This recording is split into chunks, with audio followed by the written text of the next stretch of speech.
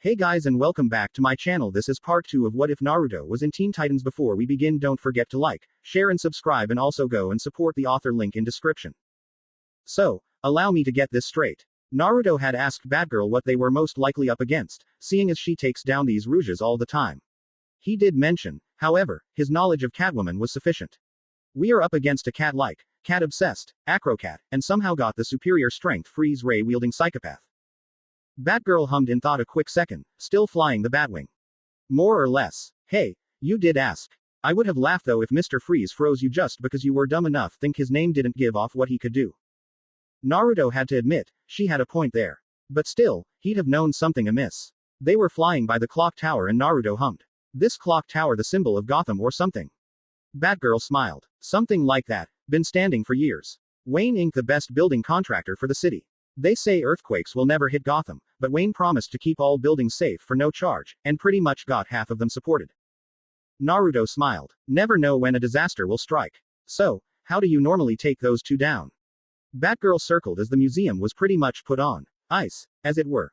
Basically, just keep alive. Naruto rolled his eyes and poked her shoulder, indicating a serious answer. She grinned. Catwoman just outsmart her, Mr. Freeze. Don't get caught by his beam and kick his ass. Naruto nodded as the top popped open and they blasted up and out. Naruto threw his kunai down at the glass dome that was iced up and it broke. He felt the kunai spike, and that meant it hit land. He teleported and was inside the museum. First floor, statues, paintings, evil doers. He caught Batgirl's leg as she was coming beside him and pulled her hard out of the way as suddenly where they were standing was a column of ice.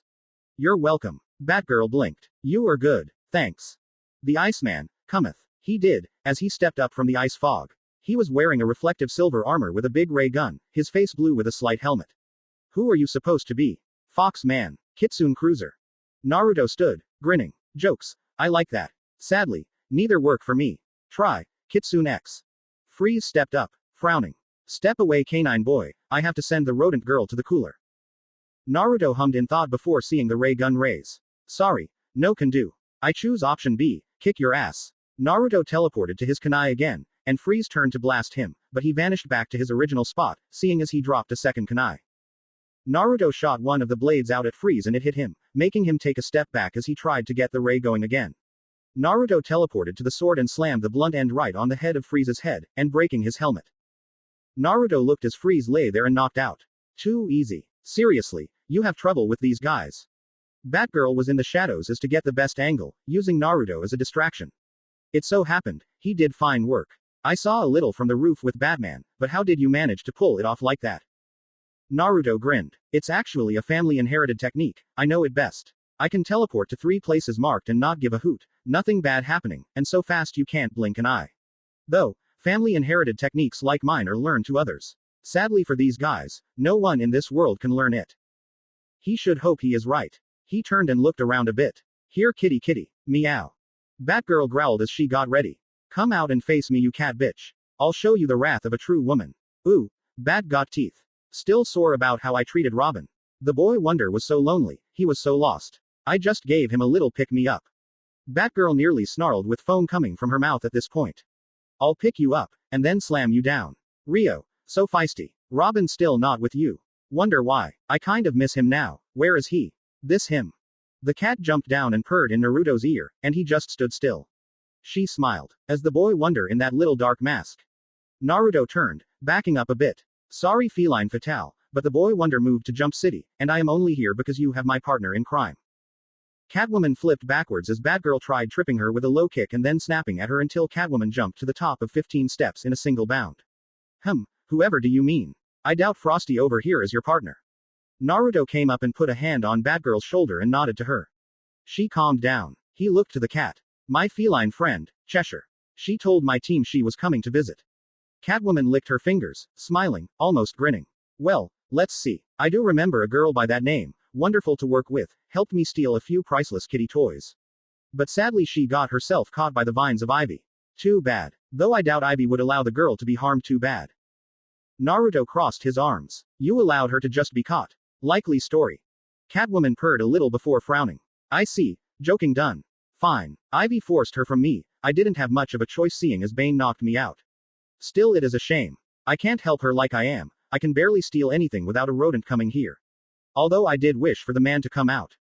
Naruto chuckled. Sadly, the man was told off by the girl. I was sent to get my help and help them in return. Frosty the snowman is bonked out, and you are still at large. Batgirl nearly jumped. And I still got my score to settle with you. Naruto held her off with a hand. He shook his head before looking to the cat. So, let me ask you, before we fight you and all. Seriousness. Do you know why Bane, Harley and Ivy all are going crazy uptown? Catwoman looked to Naruto for a moment, then smiled. For a decent guy like you. Sure. Overheard Harley talking while I was grayed out from Bane. Seems they are trying to turn Gotham into a jungle. Or at least draw the Batman out in an attempt to bring him a wooden grave. Naruto nodded. Thanks. Oh, and by the way, canines are cubs, feline are kits, if a fox has kits, but its muzzle is canine, but the body of a mixed breed. What is a fox? A line between the breeds. Naruto let his arm down and he fired off his second sword. Catwoman dodged, but was much quicker on the uptake and dodged from his teleporting and slashing against her. She was a little ragged though, so her movements were a bit sloppy. Naruto made his other sword come into his hand and ran up, slashing at the cat. Catwoman jumped up and jumped off the wall to the other side of the building. This was Batgirl's move as she threw a batarang and hit the cat's elbow and made her stall on the ceiling. Got you. She shot a line and wrapped Catwoman up. Catwoman was pulled to the ground as Naruto zoomed and got his kunai back, but he fired off random throws in random places. He was expecting a better fight, because he only heard one rumor from the Gotham villains. The cat burglar was never caught. He was supposing she was this cat burglar. Batgirl threw a hard hook. Take this you bitch. Catwoman slipped out and got on her hands, kicking at the Batgirl. Sorry girl, but real women do not play fair with men. Besides, I'm a cat, not a dog. Though I am all woman. Naruto chuckled from behind her. Turning her insult around on her. Nice. But, sadly, not gonna distract me. Catwoman jumped in instinct, clawing into the ceiling stiff as a board, as if arching her back as she was on the ground, but on the ceiling and upside down. Naruto blinked before laughing loudly. Ha ha ha ha. So rich. WHO knew the cartoons were real HAHAHAHAHAH. Catwoman grabbed her whip and snapped at his feet. Whoop. Never let my guard down. Catwoman hissed before jumping down and ducking instantly from Batgirl's swirling kick and jumping over the low spiral kick before flipping off from the barrage of fists. Naruto chuckled seeing this. Seriously, I see why she's so hard to catch, she just plays with you. Batgirl turned to him. Shut up. And turned back, blocking the Catwoman from clawing into her and uppercutting hard, and only landed a light graze on Catwoman's chin. Catwoman backed up a few steps with the incoming sucker punches, but jumped high and onto a ledge of a railing. The sidekick not up to the task. As always. Batgirl growled more but Naruto took her shoulder again. Calm. She's trying to rile you up more, trying to get you to make mistakes so it seems so easy it just makes it more fun to get away from you. Listen. Calm down, and fight like you were trained. I will follow your every move. Batgirl scoffed, standing tall. You have no idea how I perform my moves, so no way will you be copying me. Naruto chuckled but patted her shoulder. Humor me. Try it before you knock it out. Batgirl hummed, looking at him a little before nodding. Fine, but if you can't keep up I'm knocking you out and hard. Under the mask, Naruto activated his Sharingan, and Rinnegan, and grinned. Hey, it took the spirit crashing my head into the hard walls so fast and hard I couldn't recover enough to think what letter of the alphabet came first. You can't be doing much compared. She jumped up, Naruto following her and as if mirroring her every muscle contraction, and both rose up and came to the Catwoman. Catwoman jumped up to get away, but Batgirl and Naruto grabbed the ledge and flipped upside down and pushed hard, jumping higher and trying a double heel kick each to Catwoman. Catwoman jumped off the wall and above them, but Batgirl and Naruto flipped off and landed on the railing as Catwoman literally went on all fours and clawed her way up the next wall. Naruto and Batgirl saw this, nodding, and jumped off the railing and high into the air. They flipped and slammed both feet down again, and as Catwoman tried to claw into them both, and Catwoman went flying to the ground. She landed on her feet and rolled out of the way as Naruto and Batgirl landed where she was and then twisted alongside each other. Batgirl jumped and twisted before snapping a leg out and giving a flying back kick, which Naruto copied and mirrored as a white dove flew by. They landed as Catwoman rolled out of the way again, but Batgirl and Naruto stopped their coordinated assault as Batgirl threw a line out and caught Catwoman in it and pulled. Catwoman clawed out of it, and was about to go in for a clawing strike to Naruto, who put a hand up and before she could get close, she was violently flown backwards and hit the wall, groaning as she didn't know what had happened. Batgirl and Naruto were coming up on her and about to cuff her, when she snapped and slammed a heel in them both. Batgirl, being a lightweight fighter, flew back farther than Naruto, who only went back a foot or two. Naruto caught Catwoman's fist and tried to grab her gut with his own, which she spun around and using momentum and a hard push back and pulling on his arm, tried to flip him over her. Naruto stayed put though and she only managed to hurt herself trying to do that, and he grabbed her belt and threw her up and then down into the ground. Catwoman was a hell of a fighter though and was on her feet and finally got a clean hit in, her claws sinking into Naruto's chest on the left. He stood there looking at her as she did so and she looked a little shocked to see he was unaffected. Naruto chuckled, knocking on his suit. A good layer of Supreme Dragon skin, as well as Titan Omega metallic plates embedded for maximum flexibility, and protection enough with that to keep myself safe. Sorry sweetheart, but you are no match for me. He snapped his fingers and she was pushed back again, but this time she landed on her feet. She didn't see him where he was a moment ago though. Here, she turned to see his fist coming in and ducked under it and jumped to the left, only to have him right beside her and she having to whip herself and pull the cord of it to get to the more frozen section of the museum. Bad move, as he was where his first kunai was when he got here, and flipped backwards, slamming a foot into her chin, but she flipped back as well and flipped twice before jumping high into the air and landing back on the top of the steps she was on when talking, because he was behind her yet again before she jumped. Naruto grinned. Nice moves, you learn fast, faster than Batman anyway. Batman is more of a heavy armored tank. Can dish out the damage, take it all, and still give more. His speed however is not so great. His agility and flexibility with his suit is amazing though, and that is his only strength against speed types.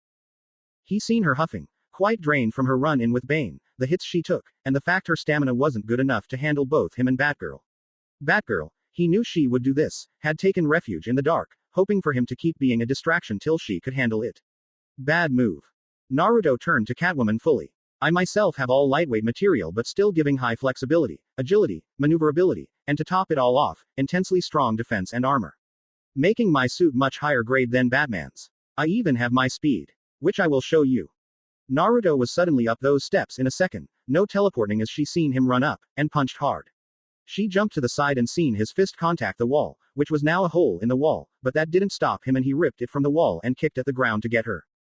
Catwoman flipped back on her feet only to have him spin and kick hard and far, having her block it and spin with it to get away unharmed. Naruto kicked off the wall with his still spinning foot, and rose in the air and using the same foot kicked off the railing of the walkway and flipped, somersaulting as his legs came down and his back being turned to Catwoman. Catwoman flipped forward, dodging the foot as it landed and rolled her leg out to catch his head with a fair's heel. He caught it in his hands and led it to his side. This allowed him to be a pole she was connected to and spun, bringing her into the air and flying from her spot and in front of him and into the wall where he threw her into. Naruto did not stop there as he pulled her leg and made her get closer where he threw a palm down into her stomach and slammed her into the floor. He then picked her up and threw her over his shoulder and into the floor again, knocking her out this time. Naruto sighed and stood straight, popping his neck. Cat got your tongue. Are just surprised to see this. Batgirl jumped from the shadows and looked at him skeptically. She felt his arm muscles tapped his biceps, looking into his mask's lenses and seeing nothing and got in front of him in blinding succession before folding her arms. Let's just go give Batman some backup. In her mind though, she was wondering how Robin was still alive considering Naruto's strength. His only hope is his team so far. This guy is playing with them like toys. Damn, I wonder how Batman is still alive too. They were nearing the upper districts where Bane was reported, and Naruto was having a question. So tell me, who is Bane and Harley and what are their weaknesses? Batgirl chuckled nervously. Well, Bane is a big brute with intense strength, great fighting skills and intellect to match. His weakness is his power. He uses a chemical called venom to up his strength and body to near impossible levels of strength, and you can take him down by taking away the source of that power. Naruto nodded, humming as he tried to imagine the guy. Batgirl continued. Harley is a bit different, she's normal, no special attributes. Well, except when Poison Ivy got her a while back, she got injected with some special DNA mix and was stronger and faster, but only by a little, and more immune to poison now, but basically gave her enhancements. She's also a clown. Naruto nodded and chuckled at that. Clown villains. Who would have thought that? Oh right, the Joker. They came up to the demolition that was taking place and Naruto seen Batman being held up by Bane. Nice. Batsy got himself knocked the fuck out. Got a quick eject. Batgirl reached up and pulled on some cords before she felt from her seat and out the bottom of the plane. Naruto did the same and threw his kunai again, hitting near Bane and teleporting. As soon as he got close he seen plugs, 3 of them, one going in the arms each and one in the head. He jumped over Bane, who was turning, and cut into all 3 with a single slice of his back sword and looked to see his handiwork. Naruto looked slightly puzzled. Batgirl seen Bane stop and went by Naruto to see. Nice. But that's not venom. The green stuff inside the tubes came out in sloppy slush and Batgirl went to it and backed up, covering her nose. Sewage. In a creepy deep and slightly high-pitched voice Bane turned and talked to them. Well, if it isn't Ratgirl. I was just about to have a rat snack. Sorry, but Ivy promised me a good meal and this was like going to a 5-star restaurant with an all-you-can-eat-for-free coupon. Not it turned to dinner and dessert. Batgirl paled a little. This can't be. Naruto looked to Batgirl. The voice doesn't match the man. What the hell is going on? Batgirl yelled as she threw her batarangs, which hit into the legs and chest of Bane, but when they blew, the skin and clothes of Bane were ripped apart, and under it was scales, green slimy scales. Killer Croc. Naruto looked a little surprised now. Okay, so is Bane also known as Killer Croc? You do realize I am not up to date on all your major villains. Killer Croc laughed as he stomped to them with amazing speed. Tick-tock. Feed the Croc. He roared loudly as he ripped his fake Bane skin off and jumped at them. Naruto teleported to his kunai again and Batgirl rolled under him as he jumped, narrowly missing his teeth. Batgirl scoffed. Killer Croc and Bane are different. Bane is how I explained, but Killer Croc. He's different. Enough talk. Meal time. They found Batman thrown at them, and Batgirl, being the selfless hero she was, caught him, costing her ribs as she hit the back of a beam sticking out of the demolished area.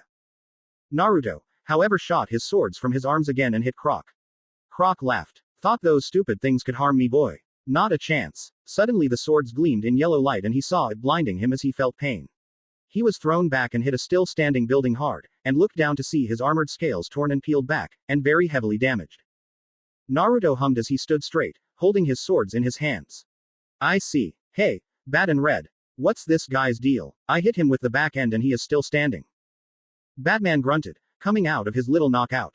Nearly impenetrable armored skin, incredible superhuman strength. Bastard to take down. I came prepared to take Bane, not Croc. Batgirl rubbed her ribs as Croc got up. Harley's idea of a joke, no doubt. Naruto hummed. Leave it to me. Where is that spirit guy? Didn't he come with you? Let me guess. Harley's tail.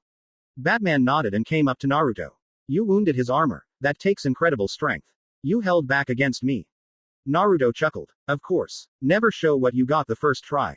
Besides, it would take Superman to take me on, and even then he needs to be smarter before facing me. Combine you both. I think I can have my greatest challenge. Batman narrowed his eyes as Croc began to charge again. You might just get your wish. He threw down a smoke bomb. Naruto saw Batman in the smoke lay some kind of device on the ground and jump away. Naruto was quick on the uptake, as he jumped up out of the smoke as well, and saw as he got out, that Croc was in. This was where Batman's smarts were good enough to kill Naruto if need be, as Croc was suddenly blown up by the explosive devices left there, and was sent up. Naruto saw the reasoning behind Batman now, and slashed hard down to meet the Croc. Bad move, because Croc had actually jumped to meet him, and grabbed him in midair before getting back to the ground. Naruto didn't allow this to go on and took his swords and stabbed them into Croc's wrists, making the mutant crocodile man cry in pain and throw him through 2 whole buildings. Naruto was embedded in the concrete he was currently 3 inches into. With his mask on you would not see it, but he had a deadpan look. Naruto sighed, resting for a bit. This hero gig is rough. I see why Batman normally can't take these guys first round. But you know, I gotta respect him. With his limited powers he can take on the entire bunch by himself and escape with enough time to get to bed for the morning. That is true power. He picked himself from the wall and brushed the debris off him. Time to cut me up a crocodile purse to give to Jinx. He returned his swords and teleported to his kunai again, in time to duck or least have Batgirl hit him whilst flying backwards. Killer Croc was a beast, and Batgirl had not been experienced against him it seemed. He looked to Batgirl. Hey, Red, tell me, why can't you go toe-to-toe with Croc? Seems Batman can. Batman was currently doing his martial arts thing, grabbing the powerful punch to his head and pulling on it hard, even jumping for the extra leverage before pulling Croc to his knees. Croc got on one leg and jumped, trying to catch Batman, only to have Batman slam a punch in his face and roll out of the way before being eaten again. Batgirl grunted, getting up and throwing a batarang to Croc, which hit his nose, making his unsteady. Because Batman doesn't want me to, and I see why. Naruto nodded but shrugged. He is holding you back. Not good. If he never gives you the experience and training for people like Croc, then how can you ever be his partner and help him? What if you are cornered by Croc and he can't come in time? Batgirl looked at Naruto and looked a little curious. What do you mean? I am his partner, so was Robin, till he was a shithead. Batman didn't even bother asking them for help, he was doing things by himself still, and apparently moving like he expected it. He threw 2 batarangs to the sides and they were connected by a cable and they wrapped around Croc's legs. He grabbed a hook and slid under the wire and legs of Croc who was trying to catch him, and hooked the cable, pulling and making Croc hit face first into the debris he created. Naruto chuckled. I see. You are blind. Partners do not leave their partners in the dust, they do not progress without the other, and you know what, I see now. Robin was concerned for his safety and yours if Batman could not see this, and went on his own to be a better hero. He didn't want to be a little bird in the shadow, he wanted to be equal, to be a hero that he was proud of, to be someone who could protect who he cares for. Naruto step APD up, seeing Batman climbing on the back of Croc, only to have Croc grab him and fly back, landing on the Batman. Robin will not let his partners and team stay behind as he takes care of things, he will allow his team to grow with him, so they all are stronger, not just one, not just he being prepared, but all of them. If you truly cared for Robin at all, you would see it from his side of things. But for now, I think I will end this. Naruto was glowing red, and his cape was clinging to his back, but the end of it turning into a tail. The fun begins. Naruto jumped and nearly teleported with his speed and crashed a hard hook into Croc's belly, making him drop Batman and cough. Naruto slammed an uppercut into Croc's jaws, and made him fly up and back about 10 feet. Naruto jumped into the air and landed hard on Croc's chest, creating decent-sized crater with Croc in the center. Naruto slammed a hard foot into Croc's face, disorienting him for the moment. Naruto thrust his first sword into Croc's hand and into the ground and kicked it in hard, pinning Croc and his hand down, and went to the other really quickly, doing the same. He was fast in all this, knowing Croc might be able to recover fast, and thrust his third into Croc's stomach and slammed it into the ground even to pin him down. He turned to Batman as Croc growled and tried thrashing for his escape. How much force do I need to knock him out by pounding on his chest? Batman narrowed his eyes, backing up. Enough to bend solid steel beams. Naruto jumped really high into the air, and before he got out of sight, he was coming back down at a decent speed. Croc saw this and ripped the blades in his hands out of the ground and roared. Meal time. Feed the Croc. Not today. Naruto slashed his red glowing swords hard into Croc's chest and the crater grew larger. Naruto stood over an unconscious Croc, and saw the red marks shaped like an X on his chest. He had used the back of his blades for that. He got of Croc. Batman and Batgirl saw this and nodded, Batman speaking first. Good work. You have helped a lot here, so I will not arrest you, but be forewarned, any criminal activity and I will detail you in an instant. Naruto put his swords all back in place. I hear ya, but I took Croc alone, I doubt you can pack enough power even with Red here. By the way, Spirit not back yet. They looked around and Batman sighed. Let's go find him, he's probably trapped by now. Naruto followed with Batgirl beside him. Looking down on his partners, once again. Batgirl looked to Naruto, then to Batman, and shortly after, looked down in thought.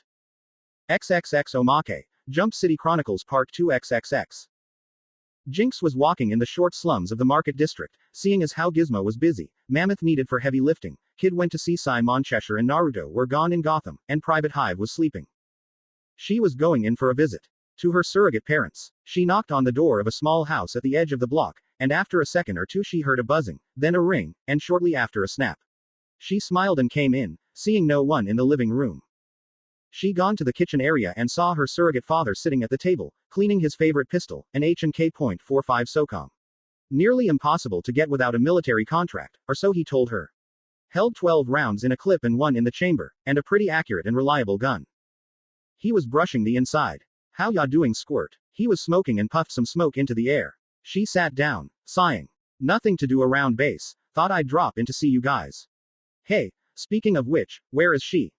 Marley grunted, shrugging a shoulder behind him. She is sleeping, had a rough day today, she said. The captain is scrambling us to work harder.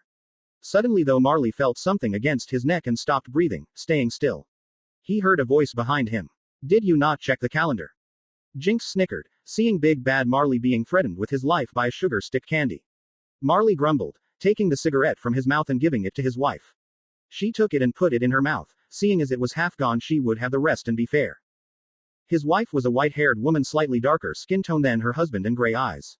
She went and got another before turning to the table. Jinx, glad to see you arrived. Hope you're not causing too much trouble. Jinx shrugged. You know me, just doing my part. Marley turned to his wife, biting on the sugar stick. Sorry Kanan, forgot to look, I had a rough couple days. Seems the Hive and the Titans are in for it with this new shit going on. Kanan hummed, taking the last swag of the cigarette and biting on the sugar stick. I heard. This girl good enough to beat you, Jack. Marley's real name being Jack, but his alternate name for protection was Good in public. Jinx frowned. I saw who he was against. I still am glad my friend saved your ass, old man. Jack grunted, biting the rest of the piece he had bitten off earlier into bits. Hey, she was tough, but I ain't allowed to shoot to kill anymore, so I can't exactly do my work without some trouble. Kanan smiled. Same old goat. But that's why I love you. You're a tough one, and you're my old goat. She kissed his furry cheek and sat beside him, grabbing some string and twisting it around in her hands.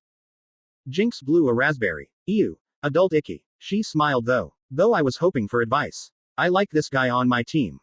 Jack twirled the candy stick in his fingers as he set his gun pieces down. Really? The little shrimp? Or the big furry one? Jinx pouted. Neither. The one I love is the one who saved your ass. Jack nodded, putting the stick in his mouth and sighed. Well, do you know anything about him? There has to be no secrets between you and him. If he has a secret and he won't tell you, you have to compromise, but make sure the secret is worth keeping secret. Kanan pulled on the middle of the string she was playing with up with her teeth, and the string made a cat's cradle Eiffel Tower, and spoke with the string still in her teeth. And make sure the relationship is fair to both of you. If you are unhappy with his choices or he is unhappy with yours, the relationship is one-sided and you can't stand on that foundation. Kinda like that National Treasure movie with the slate on the stick trap at the end. Jinx chuckled. I guess. Thanks. That's why you have the calendar set up right. To make sure you're both using your addictions evenly with each other and being fair about it. Jack grunted as he was done. Yeah, although we forget sometimes, me mostly. Kanan pulled the string back to one string and pulled Jack's face to hers and kissed him on the lips, the candy stick not sure who it wants to be with. It stuck with Jack, who grinned. Kanan smiled. It's fine, I sometimes forget too. Suddenly they heard a knock and Kanan pressed the button near Jack, flipped the switch, and then turned the key. Their locking mechanism for safety. Jinx turned to the area near the door, expecting someone from the precinct. Kanan smiled more, biting her sugar stick. Nope, my other surrogate daughter. Jinx pouted. She didn't actually like the idea of having a surrogate sister she didn't know. After a few years of knowing they had her in this surrogate family, she'd grown to hate this sister. But, she did make a promise to Kanan and Jack, to give her a chance if they ever met. Jinx saw as the surrogate sister she had here come around the corner, and her eyes widened. Hey, I'm home. Sorry, the doctor gave me a rough talk but I threw him down. I had enough of his crap. Appearing there was a green-skinned girl wearing a green and black patterned chewet and long black hair. Jinx knew who this girl was. Shigo. Shigo smiled, putting her hands at her hips. Well, seems I finally meet the thief of a sister. How ya doin', kiddo? Shigo came up and put a hand out. Shigo, and you are Jinx, right? Jinx smiled, standing and shaking Shigo's hand. Pleasure. Heard you were a villain, and now I see which. Kim possible know you're here. Shigo scoffed, pouting. Little Miss Goody Goody keeps kicking my ass, I need a change. Though I'd kick back for a bit and figure out where. Kanan sighed. No talk of work whilst at the table. The roast is almost done, wanna get a bite to eat before you two start sparring in the back. Jinx and Shigo looked curious at their surrogate mother, then back at each other. Then smiled and both said it at the same time. I wouldn't mind a good spar. Naruto, Batman, and Batgirl looked down as they stood in a circle formation.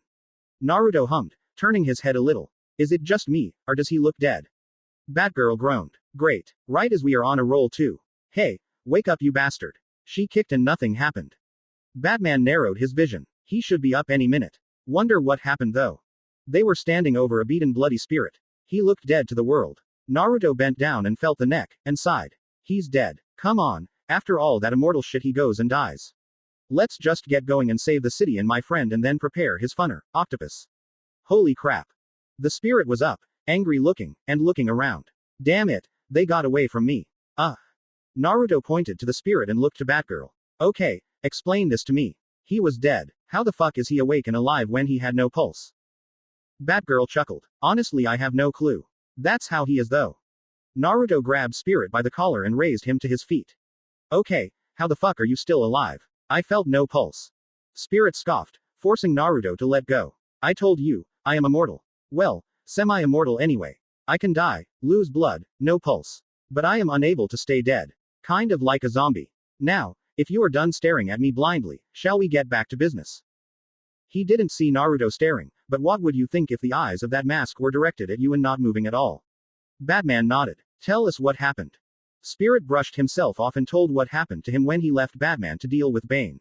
Or what he didn't know was actually Killer Croc. XXX flashback, 10 minutes earlier. XXX. I'll get after the jester. You beat the brute to a pulp. Spirit ran after Harley and using his own acrobatics flew up the flights of stairs to the roof of some still standing buildings she was running on top of to escape. He followed her a good deal before she stopped, chuckling and giggling as she just shook with laughter. Spirit caught up and frowned. Why are you laughing? You won't escape. Harley howled in laughter and fell on her ass, kicking her legs in the air and holding her stomach. Oh, Mr. J would be so proud of me, tricking the rodent and his stupid sidekick losers. Spirit grabbed her collar and picked her up off the ground. All right, clown, what are you getting at? He was suddenly hit in the head with a kitchen sink and he fell over, and Harley falling on her ass laughing harder. Spirit looked up, grabbing his hat and putting it back on as he growled. Octopus. A golden weaving black stripes all over design coat was draped on a decently built man with a big rimmed hat and a feather in it, black streaks going down his dark color skinned cheeks, a huge pearly white grin spreading over the face. Gotcha back for that stunt back in Central. Remember, we were throwing fists, bells, rocks, all sorts of things. We tossed everything but the kitchen sink. He jumped from his roof and landed on the one Spirit was on and frowned, looking as if he needed to correct his grammar. Welp, not totally, because you actually did throw it, and clocked me good. So, Mr. Tough as Nails, what brings you to Gotham? Little ol' me. Spirit stood tall and started towards the octopus, but failed to realize Harley was behind him with a huge mallet, and swung at him, clocking him hard in the head and making him fly back on the roof. Octopus walked up to the dizzy and out of its Spirit, and grinned, bending over the Spirit, and Harley coming up, mallet on her shoulder and back as she grinned, bending down on the other side over Spirit. Octopus shook his head. Sorry, but we ain't feeling up to dealing with your bullshit.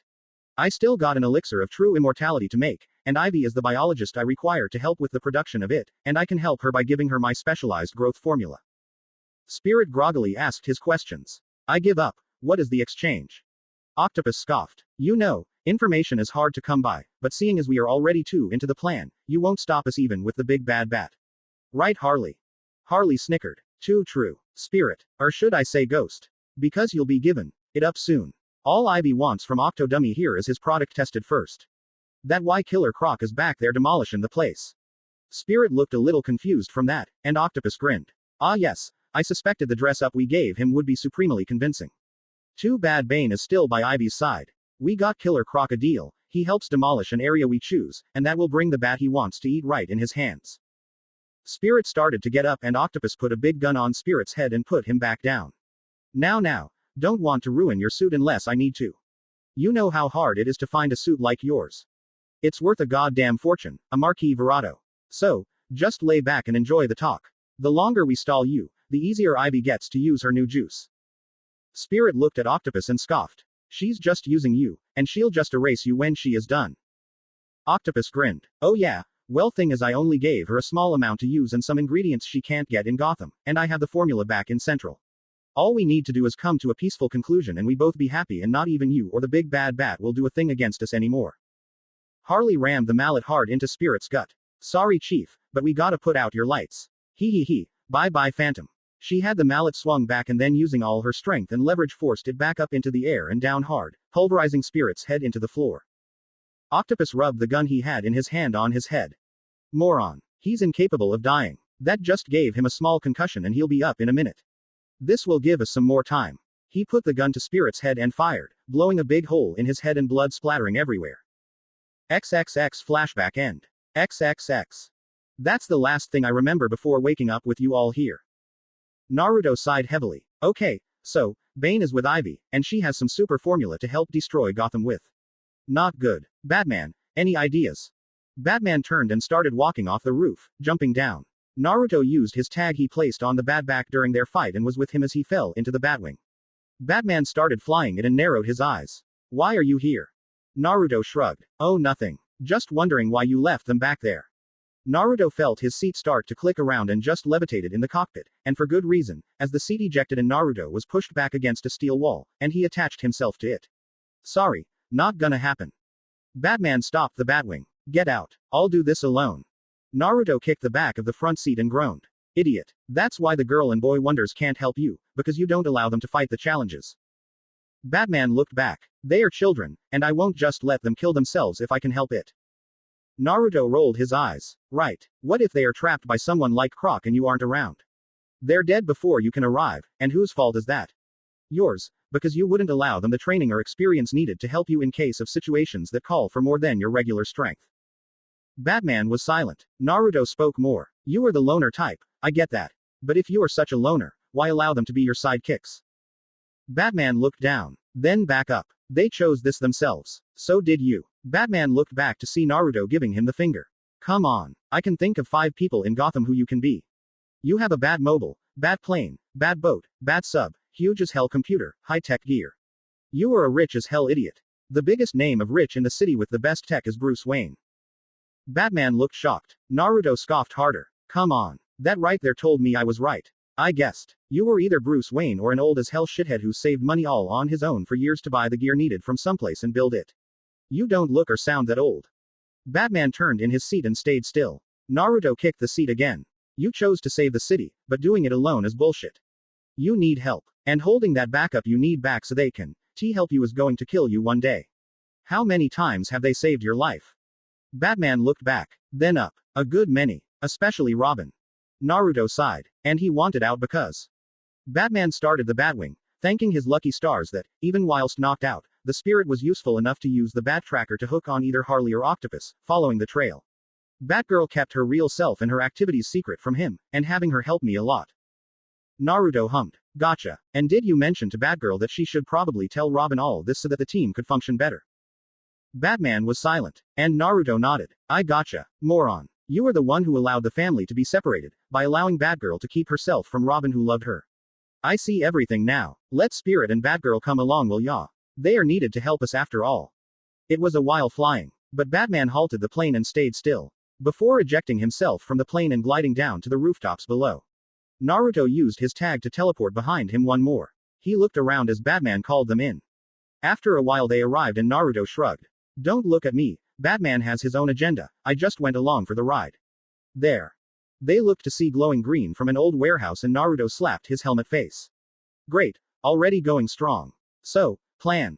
Batgirl turned to him. Easy. Go in there and get a closer look, and destroy whatever she has built. Batman nodded. Spirit ran off the roof and jumped through the window of the warehouse. What the hell? Batman zip-lined on the roof, Batgirl following. Naruto groaned as he just jumped up and walked on air to the roof. Idiot. Yes. They looked to see the spirit was trapped in large vines with thorns, bleeding from them in his body, and Ivy was some looker. A woman with green skin and a vine dress over her supple form, flowing and long red hair, which was emitting a strong red mist, and some very well endowed curves. Naruto looked to Batgirl, jealous of her too.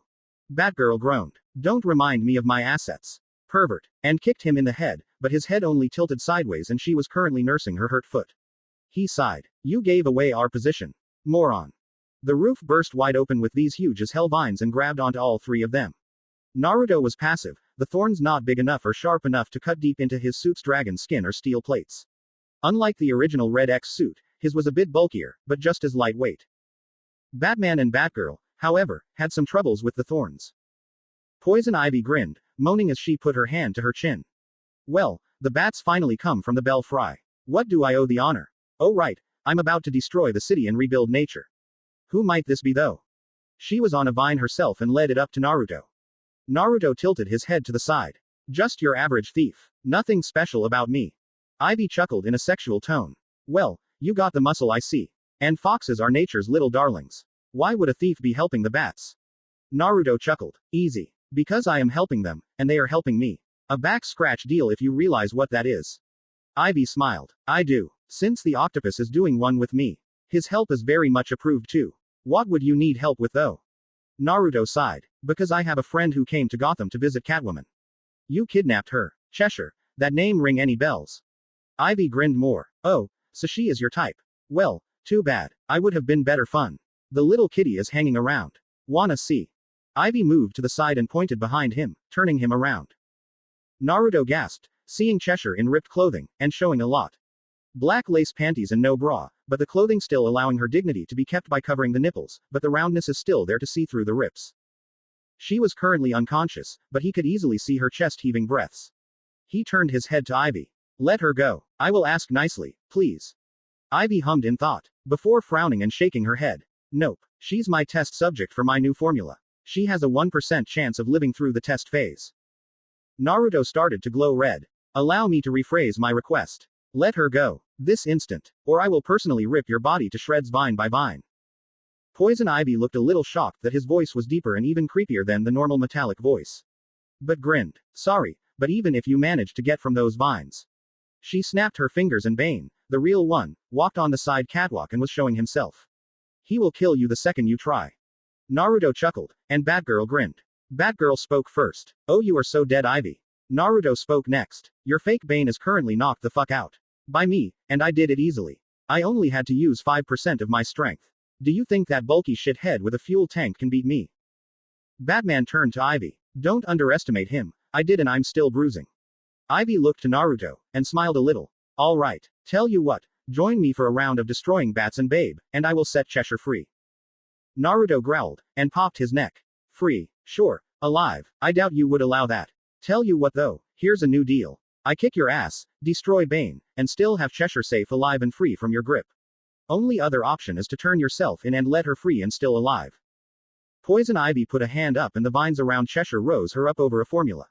She grinned. With me, Bane, Harley, and Octopus, you have no chance to get her. Naruto was silent, and chuckled lightly after a bit, but that chuckle soon turned into full-blown demonic laughter. How rich. You dare to threaten my friend's life, using her as a goddamn experiment, and will destroy every human in the world, even my other friends, all for your goddamn leaves. You can care for plants and help the world rebuild nature, but you sacrificing lives of people who have nothing to do with your stupid goals. And my friends at that. You shall feel the wrath of the Kyuubi. Out of nowhere indeed, the vines burst wide open, freeing Naruto, who threw a kunai at Cheshire. Ivy was quick and let her vines go so Cheshire would fall into the vat of formula. She rushed in to finish Naruto, Bane jumping and roaring, Harley falling from the roof to bash him, and the Octopus pulling his biggest guns to blast him to shreds. Naruto was glowing bright res, his cape grew in length and width, forming two red tails as the rest of it clung to his body. Die. He vanished from his spot, but there were 4 of him now. One tackled Ivy outside of the warehouse, the other flying up and making Harley hit herself with her hammer, another kneeing Bane in the face and into the ground, and cutting the back cord. The third punched Octopus into the wall and kneed him, slapping the guns away and punching him in the head, kicking him to the ground and then elbowing him through the catwalk and into the floor below. The original, whilst this all was still a plan and not done just yet, had teleported to his kunai above Cheshire and grabbed her arm, pulling her up as he floated in midair. He pulled her on his back and teleported to the 3 trapped heroes, cutting the vines loose and freeing them. Batman hummed. You did all that in the blink of an eye. How did you do that? The spirit didn't say shit, he just went down and grabbed the Octopus. Thanks. Batgirl went to the hole in the wall and seen Ivy getting up slowly. I'll just go clean up little Miss Flower Petal. Harley was knocked out on the catwalk at the back. But Naruto just bowed. No one can outnumber me. Because there's always me. Another him appeared. Myself. And a third came in as well. And I. The glow and tails were done and he was back to normal. Batman nodded. You helped immensely. Go ahead and get going, before I change my mind and try to charge you for property damage. Naruto nodded, and turned away as he walked on air to the front door. He turned as he stopped at the door, and grinned. Batman, see ya around ya. I have a feeling my days in Gotham aren't numbered. Adios. And with that, he was out the door and vanished in a yellow light. Batman narrowed his vision. I feel you are correct. Just hope you don't test my nerves. With that, he helped clean up the mess for the commissioner to get things all worked out and the villains back in their cells in Arkham. After tying them up and Spirit getting the hell out of there with the Octopus, he and Batgirl silently flew along the rooftops and got to a higher building to keep watch on the place. After they were taken and put into special cars for each, Batman groaned. Barbara, go and follow them. Batgirl was a bit confused why he would allow her to watch over major villains like them alone. But nodded and flew off to do so. Batman stood from his knelt position and activated his foldable batarangs, and that was when the voice started. A deep voice, almost deep enough to be a true Batman voice, spoke from thin air. Impressive, able to pick up on my presence so easily. Guess I shouldn't be too surprised, you are the original. Batman threw one behind him, and it clanked on something before flopping to the ground. That was when a person just appeared from thin air, wearing a skin-tight black suit, a utility belt, and a helmet with long ears and greaves with 3 blades on them stretching out each. And a big red bat on the muscular chest and body of the strange-looking Batman. Batman narrowed his vision to the new person. Who are you? A copycat. Not a very good one. The new Batman grinned. So you say. But from your tone and question, I guess I understand more about the time I arrived in. The original narrowed his vision, activating another batarang. The new Batman put his hands up. Hey, easy. I'm no enemy. In fact, I'm seeking your help. Listen. I'm from the future, around 60 years to be precise. I was thrust back in time. Batman stayed on guard. You came back in time for what reason? The new Batman sighed. I didn't do this on purpose. See, there was an incident. Kitsune X in the future is still active, and even more powerful. He has a damn good team with him. Jump City merged with Gotham and he soon became a high-grade thief. Never been caught. He and two of his team were fighting it out at a level only Superman can fight at a top strength against three women, called the X's. Their powers were so immense against each other that it created a warp in space and time. One I was sucked into as I was on the roof of the building. He and an enemy were on each side of, and before I could get out of the way, their powers hit and created it. I was pulled in. And from what I can remember, so was he. Batman looked neutral, and the new Batman smiled. I'm just trying to get back. I thought I'd ask you first for help. Batman narrowed his vision, before putting his batarangs away and turned. Sorry, can't help you. My tech is not very advanced for something like time travel. The new Batman shrugged. Fine. Had to give it a try though. Oh, and just so you know, Kitsune X will be a massive help to you in the future. As well as a massive headache. With that, the new Batman pulled his wings from his suit and his boots fired up, and he flew into the sky, making sure to turn invisible again before being seen. Batman hummed in thought, wondering what to make of that new Batman from the future. Would he really choose another to hold his burden? He concluded if his future self would do so, he would make sure to have only someone with the right sense of justice. He flew off to update his list on Kitsune X, which he was freshly creating thanks to this little incident. As he was typing everything he saw in the computer, he felt a slight electrical disturbance in the atmosphere. In the Batcave, that could only be a few things. And he looked back to see Batgirl and another person walking his way from the Batmobile.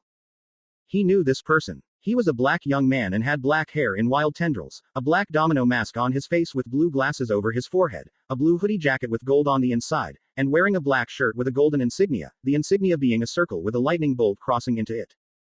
Batman put a fist out, and the person he was greeting did the same. They hit the tops and bottoms of their fists together, then knuckle to knuckle. Batman smiled. Good to see you again, Static. Static smiled. Always a pleasure. Sorry. Was flying by and saw Batgirl having fun with some gang members who were trying to get into the Batmobile, clung them to the wall and we drove in. By the way, you got some moves, girl. Batgirl smiled. Thanks. Though not as good as Robin's. He still has better skills than me. Batman turned to his computer and finished updating, when Static got curious. Who this? Never seen him before. New villain. Batgirl shivered. Oh no, nobody like Harley and Ivy. Just a thief. Strong as hell thief. Batman nodded. I underestimated him when he arrived in town, and he nearly had me beat.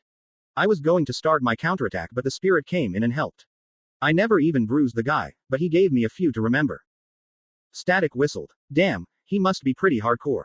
Just a thief. But if he was against you, why isn't he here? Batgirl answered for Batman. He's only a criminal in Jump City, and that's Robin's territory. He isn't wanted as a criminal here and no viable criminal record yet, so we had no good reason to hold him or anything. Besides, Batman jumped the gun to get the information of where Ivy was, and attacked this guy first. Static hummed in thought and nodded. That sounds about right, I guess. So, you let him go scot-free then. You guys took down Killer Croc, Harley Quinn, Ivy, Freeze, and Bane all by yourselves and no help even after he was the one with the information. Batman finished and saved the file, turning. He did help. A lot. See, he needed help finding his comrade, and Ivy had her. He took down them all, and even the octopus, a criminal in Central that the spirit was here to catch. He took them out with ease. Static chuckled nervously. Sadly, I'll be going against him then. Not good. That got Batman and Batgirl a little confused. Static put a thumb up. You told me about how Robin was with the Titans, right? Well, I decided to meet them and possibly join up. I was flying my way from Dakota. Batgirl looked puzzled. Don't they need you there then? Static shrugged. Nah, I figured I get too much spotlight. I finished high school and my family and friends all except I needed to get going. Gear, Hot Streak, Talon, and RBM are there to save the town. Besides, there aren't very many Bang babies who are still so. Me and Gear, the team set up, Aben, Kanger, Slipstream. Not many villain types, and more hero types, it'll be fine. She Bang is even there to take my role as leader. Batman nodded and started his way through the cave, but Static stopped him. Hold up, I need some help before I hit jump. See, I need an alibi for my new life as a full-time hero. Think you can set me up one? Batman stopped, and turned, smiling. I'll get it started as soon as possible. That was when the Batwave, a specialized communication for any activity. Batman got to it and seen the reports and looked shocked. Catwoman and Mr. Freeze were gone. Not good. He went to the Batmobile and started it up. Stay here, I'll be back and we'll discuss Kitsune X and to make sure you know what we know. Static just looked as Batman went off. So he and Batgirl just talked for a bit about recent events. It took a while, but Batman was back and that surprised them a bit. He came out and had a growling face on, and Batgirl knew that one. It meant something different happened. He went to his computer and got a disk out, giving it Batgirl. Take the Batwing, you and Static go to Jump, and hunt those two down and drag them back. Batgirl looked shocked. They are in Jump. Why would they go there? Batman stared at her. I have no idea, but the general direction points to Jump. Make sure of it. I'll do my own tracking here. Static and Batgirl looked at each other. Then just went and got into the Batwing and flew off. Batgirl hummed, as it felt like the Batwing was a little heavy in the hull. But she let it be, thinking maybe from the slight spill into the water still giving it some weight. She turned to Static. So, what relationship you have with Robin? I never got around to asking. Static smiled. Me and him worked together a few times here and there. We became pretty good friends. He told me a lot about you and him, and part of me wants to talk about that, but first thing is first, we get to Jump and everything gets worked out. She frowned, and thought of everything in the past with her and Robin, what Kitsune X said, and everything. And looked forward, feeling determined. It'll get worked out. I guarantee it. And she made the plane go faster to get to Jump. In Jump, Naruto had returned to base, Cheshire wearing his extra cloak he kept with him at all times. Thanks for the coat. And, thanks again for saving my butt back there. Naruto chuckled. No worries. For the 100th time, you are my teammate, and a friend, even if you do wanna kill me, and I want to make sure my friends are safe. He and Cheshire both went in and opened the door, and Naruto was greeted fairly differently. Jinx had jumped him, hard, making him fall on his back with her hips on his stomach and her lips kissing his mask. She pulled back, pouting. Damn that mask. But I was worried. You just went off to Gotham, and Batman is one of the best. You hurt. He picked her up, hugging her as he stood and chuckled. Nah, I'm fine. He only managed a single small bruise. I gave him big ones all over. He is pretty tough. His ability to adapt to any situation and his intellect is the reason he was so tough. Now he knows what I can do a lot more than Robin and will be able to fight me better next time. So, what's going on? Cheshire, go get dressed, and I'd like my cloak back. She nodded and went to her room to change. Jinx and Naruto came in, and Naruto took off his helmet, sighing as he felt better with it off. He then looked confused as he saw a new person in the HQ. She was green and wearing green, and he sweat dropped. I thought I saw enough green back in my days as a ninja. But I guess this one is a lot better looking. Jinx chuckled nervously, putting her surrogate sister's glowing hands down. He's joking. He's a joker. Get used to it. Besides, he can kick everyone's ass with ease. I suggest trying to keep your temper. Jinx turned and introduced her. This is my surrogate sister, Go. She wanted to go along a different direction since helping a big-time villain where she used to be was just horrific. So, I suggested trying out being a thief on our team. Naruto nodded and put a hand out, smiling. Welcome aboard. Name is Naruto, also known as Kitsune X. Just watch out for the Titans and you'll define. She smiled and shook his hand, and seeing the blonde unruly hair and whisker marks and the sky-blue eyes, she blushed a little. Nice meeting you. No wonder my sister here has the hots for you. Jinx sputtered and she grinned, giving a light punch to the arm. Calm down, just a little fun. See y'all later. I gotta get some sleep. And boy am I bruised. Naruto looked to Jinx in confusion as he saw Jinx was also having a few. She chuckled a little. We sparred, and I won. Her powers didn't work right thanks to mine, but she got a few hits in. Her martial arts are rough. Naruto nodded, and grinned. Yeah, I got an idea. Gizmo. Gizmo looked from the couch. He grinned evilly. That hollow room done. I wanna start your guys' training. All of them blanched at his look, but Gizmo nodded, gulping. Sure. Just nothing too bad, okay? Naruto smiled softly. No worries. All I'm gonna do is help you all get better. You all have a lot of potential and I will make sure you all are able to beat the Titans.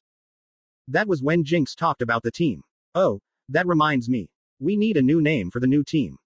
Naruto stopped, and turned. Pandora. So many bad things. Super strength, super intellect, bad luck, energy disruption, ninja skills, demonic prowess, and more. All these bad things. The only good thing to balance us is we are all friends and only steal, never cause catastrophes. He walked off as they thought about that name. Gizmo grinned. Fits pretty well. Okay, this time I will beat you, Mammoth. I made a customized map. And the two played more space rings. And even then, Gizmo lost, 50 score to his 5. Fuck that. Damn it, how did you snipe me when I was inside the goddamn box, you shit stain. XXX Omake, Jump City Chronicles Part 3. XXX. Robin put the 9 blue discs he had thanks to Raven's powers and the 1 kunai she had changed for him on a belt, and put it up, smiling. Tomorrow I start training. See if I can manage to catch Kitsune X with his own technique. He remembered what Raven said though. Don't overdo it. See, everyone in the universe and other dimensions have a special energy, and everyone has a unique energy signature. Humans, Tamaranians, this Kitsune X, everyone has a specific and unique energy. But just because you can use it, doesn't mean you are like them. You aren't meta-human, but even normal humans can do special things. This will be something you alone can do, seeing as I don't feel like giving everyone this. Too much time and energy. He knew he was normal, but Batman was extraordinary, and not a meta-human. Why couldn't he be extraordinary as well?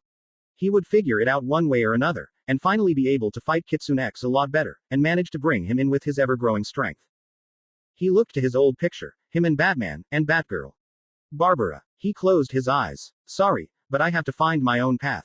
Forgive me, but this is the first step towards that. Wish you could see me now though. I am so much stronger and better than before. I can't imagine being able to grow this strong whilst still under your care, Bruce. He turned and went to train with the team outside. It was sparring day. XXX Second Omake, Gotham Chronicles Part 1 XXX.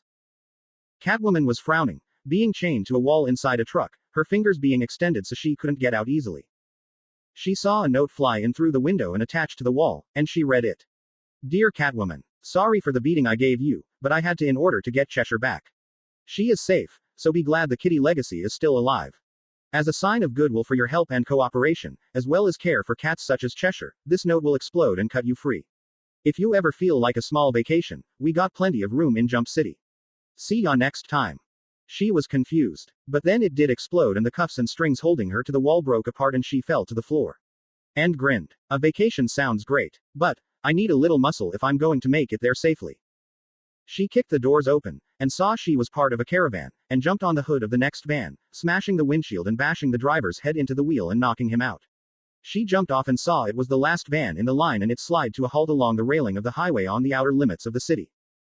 The cops were following and stopped, getting out and telling her to freeze. She clawed a hole in the top of the van and jumped in and saw Mr. Freeze, grinning. Hey handsome, mind helping Kitty get out of here? Mr. Freeze smiled. Of course, I feel a heat wave coming, I would rather go to the North Pole. She broke his bonds and he grabbed his gun from the trunk. Get back Kitty. He burst the door open and laughed. You freeze, blue boys. Turn all blue with the Ice Age. He blasted them and turned them to ice, the cars too. He stepped out and sighed. Fresh cold air. Thanks. Catwoman strutted to the bridge, turning behind her. Why not a little vacation, cool down from this heatwave that came for us? I know the perfect place. Mr. Freeze followed, smiling. After you, kitty cat. Sounds chilling. And with that, they froze the river to get across the risen bridge and towards Jump City. Anyone else have second thoughts about this? Gizmo was currently pale. Currently, they were in the Hollow Room, the biggest room in the base because it needed to be for the entire team to train well. And Naruto created the mechanics of this first training spot. Space Rings, custom map. The map was a building with multiple rooms and windows with multiple floors, and Naruto, even in the game, managed to make it feel supremely real to a building in Jump, more specifically Star Labs. Now, unlike the game, the team was currently having nothing, no power-ups nor weapons. So, Mammoth couldn't do anything as great as he could in the game usually, and Gizmo had more advantage instead of being killed every damn second. Naruto smiled in front of them. Alright, see how I made it nighttime. This is a thieving mission, you are to go in and get the custom item I places on the 4th floor near the northwest corner. If you can manage to get this item without alerting my guards, then you pass. Oh, and to make sure it is more realistic, I have stolen some stun guns and gave them to my team of guards. Be careful. He vanished from sight and Shigo came up with a plan first. Alright, I had to do a few infiltration before, so unless someone else thinks they can get this done. May I? Cheshire scoffed but came up. Sorry, but I never heard of you infiltrating places before. Shigo smirked. Because I infiltrated them they didn't know it was me. But I understand. He is trying to make us become more stealth-like because if we want something we don't want to fight the Titans, right? Jinx smiled. You got it, sister. Cheshire, let her have a chance before you totally say no to her idea. Cheshire folded her arms and hummed in agitation. Seeing Shigo being easily accepted like that. She nodded though. Shigo nodded back. Okay. Does anyone know the layout? Gizmo came up with a small setup in hollow form. Yeah, this is what Star Labs is like for real, and if I know that shit stain, he'd have put surprises and differences. Shigo hummed and looked at the hologram and the real thing. Frowning. You're right, there are a few differences. Shigo looked it over before nodding. First thing is first. Jinx. You and Cheshire go around the back and see if there is any entrances. Gizmo, kid, get up to the top of this thing. She turned to Mammoth and Hive. Alright then. Since you two are more muscle and this is a stealth training, I doubt you can do anything. So here's what you can do. Hive, go to the left side of the building and wait for my signal. Mammoth, you're with me. And with that, The team was off. Naruto chuckled as he viewed from the top of the room. Shigo's a pretty good leader here. Wonder how she'll do against my many traps. XXX Titan's Tower, 4 p.m. XXX. Robin was up late, as usual, and was getting some information about the hive. They were laying low after so long. He was suddenly getting a hail from somewhere and opened his communicator. Who has this frequency? He was surprised to see Batgirl on the picture and she grinned.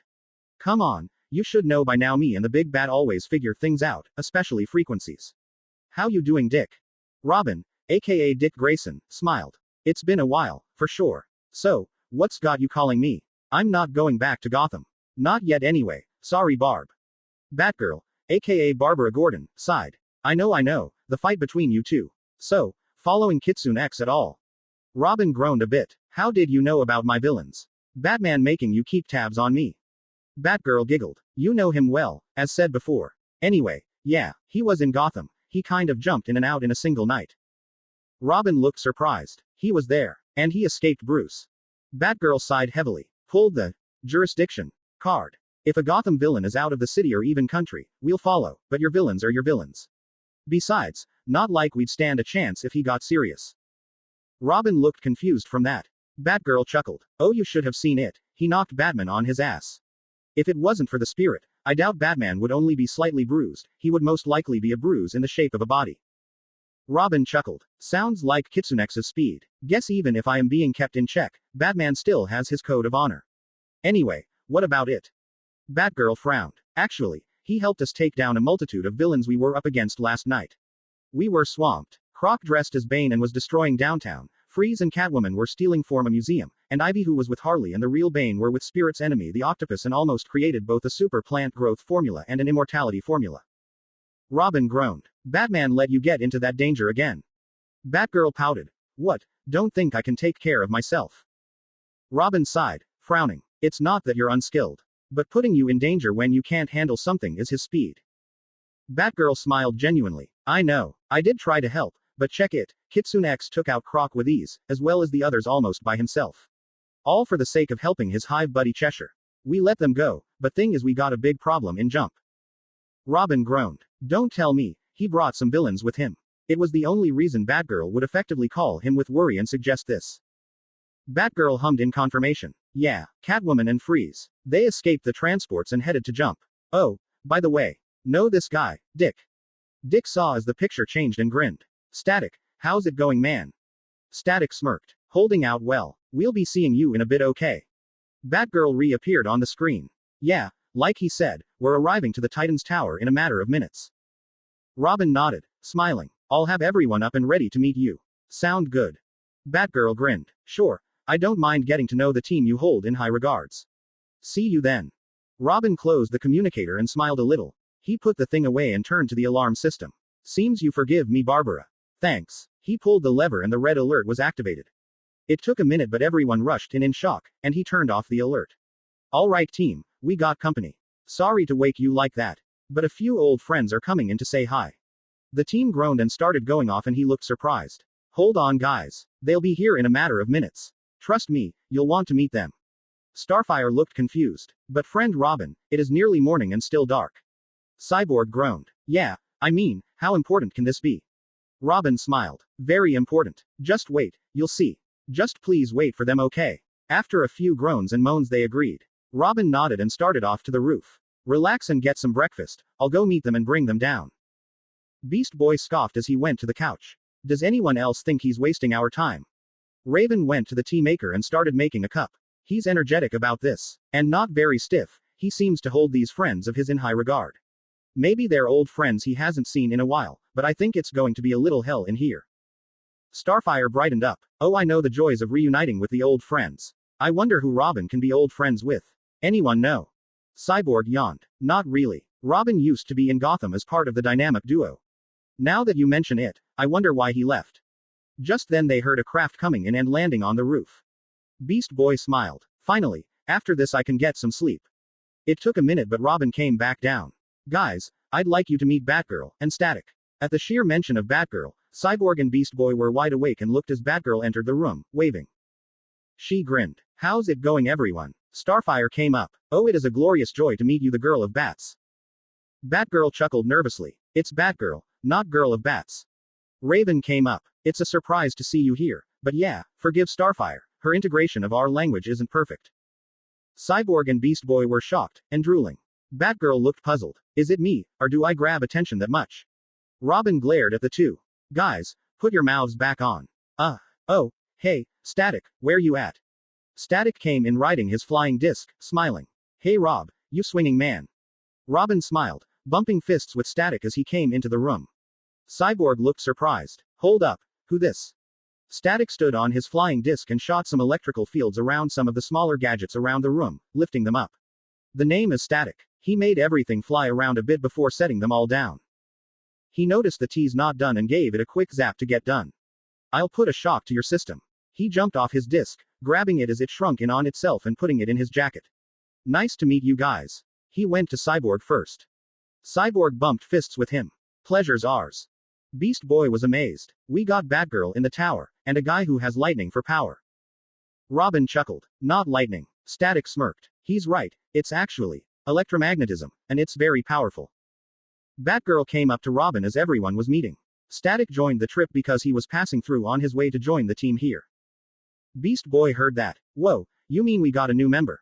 Static grinned. You betcha. Batman told me Robin started this group here a while ago and I thought I'd come by and put in my application.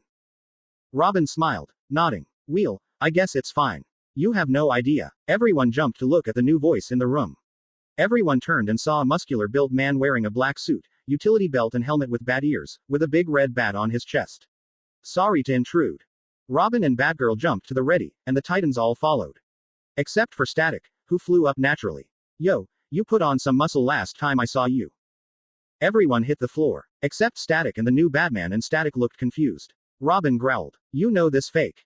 Static smiled. He ain't a fake Batman, he's just the future one. The current will be too old to do anything and needed someone to take his place. The new Batman smiled. Seems at least one person recognizes me. The current one in this time didn't. Static looked confused. You telling me he went to the future as well? The new Batman nodded. Yeah, but apparently not yet. Anyway, nice seeing you, Static. Joining the Titans, huh? Robin went up. Everyone did, and he was suspicious. How did you get here? Batman smiled. I hitched a ride on the Batwing. Batgirl looked disappointed in herself. That's why it was heavier than normal. Robin groaned. What do you ant here? Batman frowned. Help. There was an incident in the future. Kitsune X is still active there, and when he and two of his team faced against three of a new team, a rift opened up. I was sucked inside. Apparently I went back through time. Batman groaned, holding his ear. I heard ya. Sorry about that. The old Batman talking in my ear.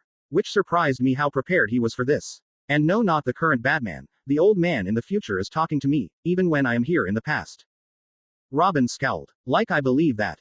Batman grinned. You say that, but it is you who told him about it after I visited your future self one time. So make sure it happens, or I may ruin the past next time this happens. Robin looked confused. And how do you even know me in the future? Batman smirked. Please, it's not that hard when you have the old man's resources. Anyway, I was told by then old man I got help here when this happened. So, can any of you give me a hand? Raven flew up. All I need is how many years and I'll look for the spell needed. But it may take a while. Batman smiled. I checked the date, and it is to the day here but 50 years from now. Thank Raven. He put a finger to his ears again, and as she was flying off to her room he turned. Yeah, before I leave I'll get it done. Batgirl smiled. So, how does the new Batman do things in Gotham? Static smirked. A little different, he's more talkative and stylish, but otherwise he uses every trick in the book. Batman smiled at that. Yeah, guess what? You guys want some hands-on training? I'm offering. The team looked a little confused at that, and Batman grinned. You guys, against me. Kitsune X will be part of your main villain base, and I'm willing to show you how good I needed to get to land some blows.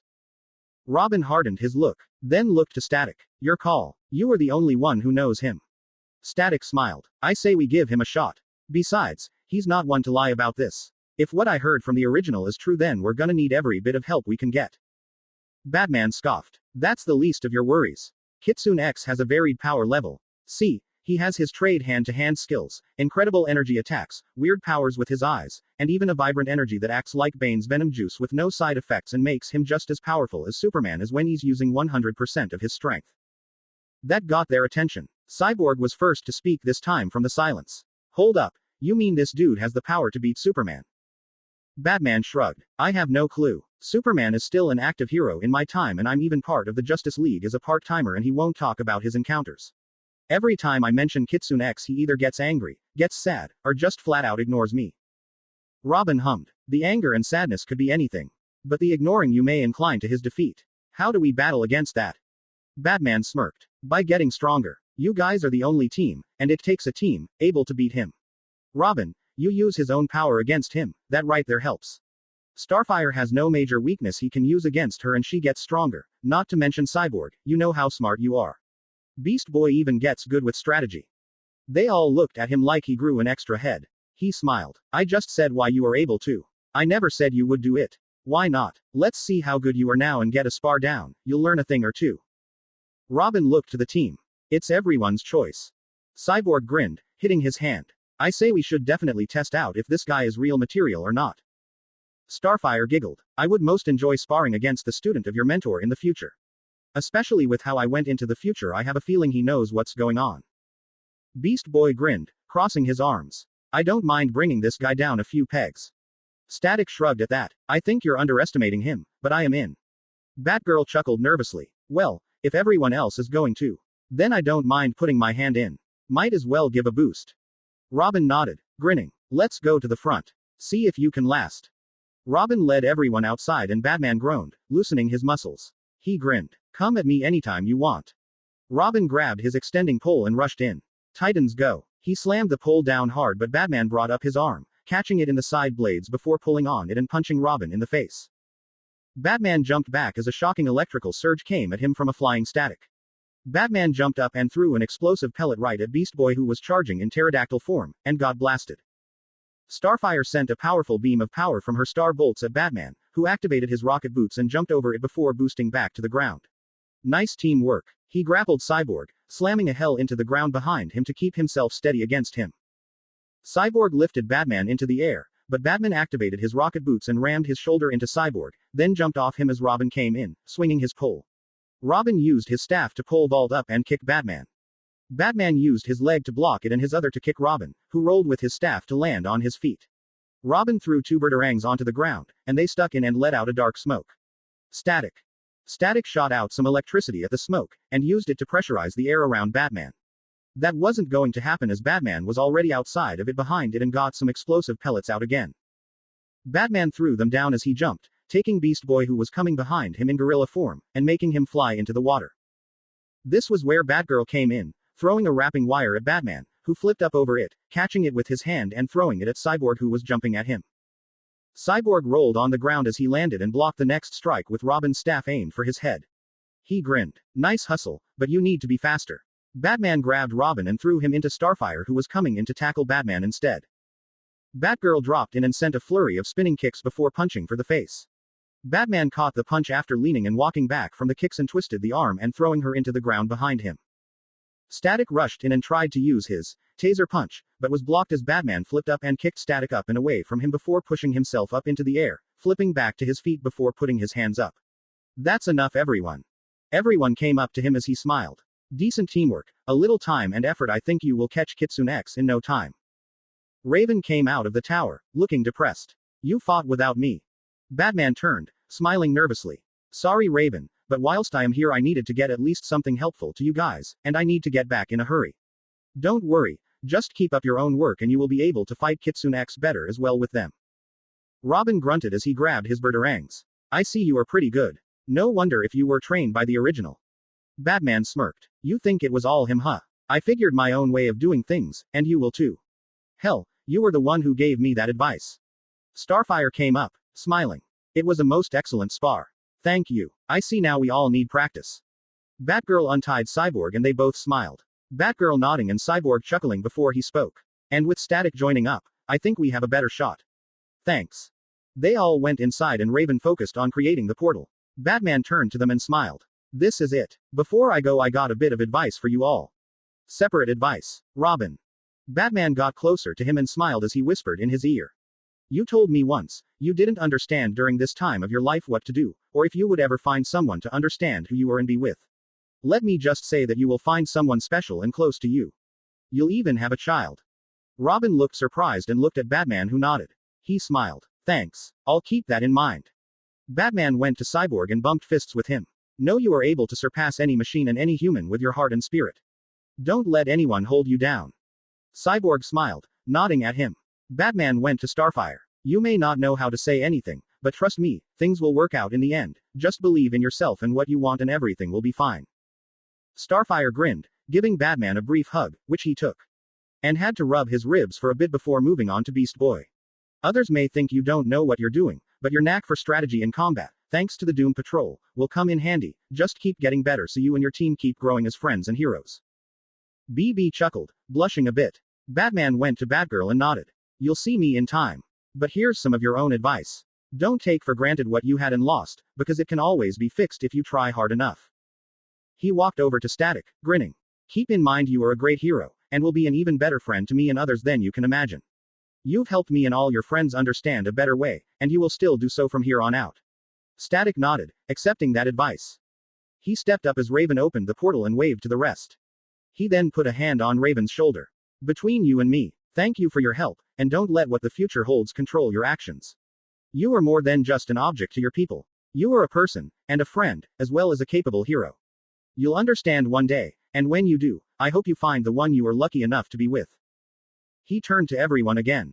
Robin, a little gift. From the old man. He said you'd understand. He activated his own batarang from his wrist and tossed it lightly to Robin, who caught it. They all looked as he was gone in the portal, and it closed on them right afterwards. Robin looked at the special design. And smiled. Still a show-off when it comes to me. Batgirl gasped. Wait, that's right, I came here for a reason. Robin, we need to hurry. Robin looked confused before looking shocked. Right, guys, come here. Robin gone to the computer and activated some top-secret files. I didn't think that I would need to open these again. Alright Titans, here's the situation. Batgirl's main purpose here was to bring back these two. He opened two files, one having Catwoman and her specs, the other with Mr. Freeze. Catwoman, an unknown who never got caught enough to know the identity of Cat Burglar, has amazing acrobatics, mainly uses her sharp nails as claws and a whip that acts as her tail. No one ever caught her, and Batman usually plays her games and takes it easy on her. He shifted the main-looking file to Freeze. Mr. Freeze, aka Dr. Victor Fries. He had an accident, falling into a cryogenic solution and turned him into a cold-blooded being unable to survive in any temperature above 20 degrees. He uses a suit using lasers to cut away at diamonds to power it and his weapon a freeze ray able to turn to ice anyone or anything instantly. They came to Jump City last night. BB looked about ready to pass out. Raven was a bit surprised, but kept her emotions in check. That's not supposed to happen. Why would they be here? Batgirl crossed her arms. Probably because Kitsune X is here. We found traces of tampering to the truck and chains Catwoman was being held in. Probably him being nice to Catwoman as she isn't actually psychotic like the other villains. She only steals, but still has respect for human life, unlike Freeze, Joker, Ivy, and the like. Robin groaned. Still, this is major. How would they even find Kitsune X? He is with the Hive and the Hive have been missing in action for a while, as well as hiding somewhere we don't know. Starfire hummed. Still, if they were able to, they could find them. Kitsune X might have told their location, yes. Cyborg nodded. That would hold true if Catwoman had the knowledge, but if Kitsune X got in and out that easily and fast, how did he have time to tell her? Batgirl turned to them. He is able to make copies of himself, like Billy Numerous, but he doesn't use it often, as well as the fact it may not have been him who told her, but the other member of the Hive named Cheshire. Static was confused. I'm not up to date on Jump or your team's villains. Mind giving me a rundown? Robin nodded. Sure, after we start getting this situation known. Freeze could attack anywhere at any time. It will be a cold day in hell right here on Earth. XXX with Naruto in the hub base. XXX. Naruto was laughing his ass off. Not one managed to get inside the base. Gizmo was in a tree 5 feet away from the building with his pack blown. Kid was twitching from shock on the roof, and they both activated the shock wall trap for the ventilation on the roof. Cheshire and Jinx were at the back and currently trying to hide there. Ahem. Assets. Naruto did have a nosebleed seeing Jinx showing off her purple lace bra and her black silk panties to him. Cheshire wearing green lace matching underwear. And trying to cover it with the remainder of her robes. Hive was stuck inside the window, his shoulders touching super glue traps. Mammoth was currently knocked out. With knockout gas, meaning he was asleep, and Shigo was currently wobbly, having so much done to her she could resist it but she looked up. Damn it. Naruto let his clones fall in outside and put the guns away as the simulation chamber let the simulation go, everyone on the ground, Hive not stuck anymore. After they all woke up and were in better shape, they were in the living room. Naruto grinned. Sorry, but ninja do not play fair. I wanted to see if you could even get the guts to try for it. And you all passed that. Now, next time I let Gizmo do the designing and I won't mess with it. Everyone looked at him, expecting him to lie. Naruto grinned. I swear on my honor as a ninja.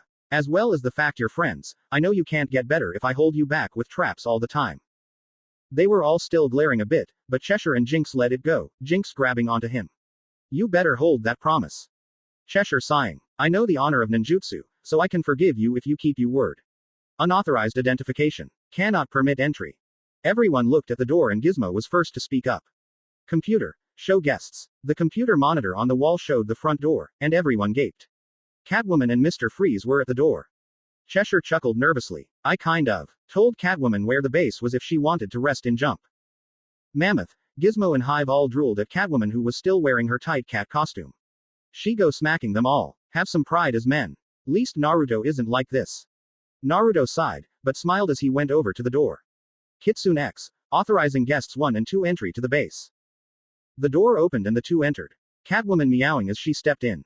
Hello kittens, how is everyone doing? Freeze looked at them and hummed. A bunch of young villains. We were invited here. I guess I should thank you. Naruto smiled, waving his hand.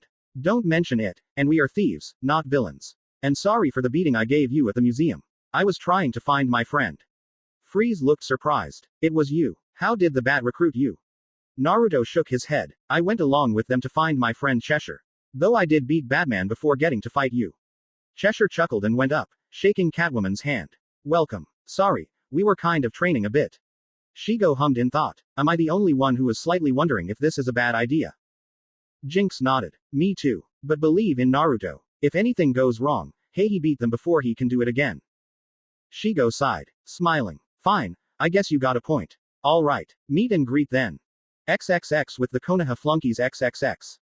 Neji yawned as he came back from his nightly patrol. Sorry, once more nothing on the blonde knucklehead. He stopped as he seen that everyone was gathered around, and with them were 4 people.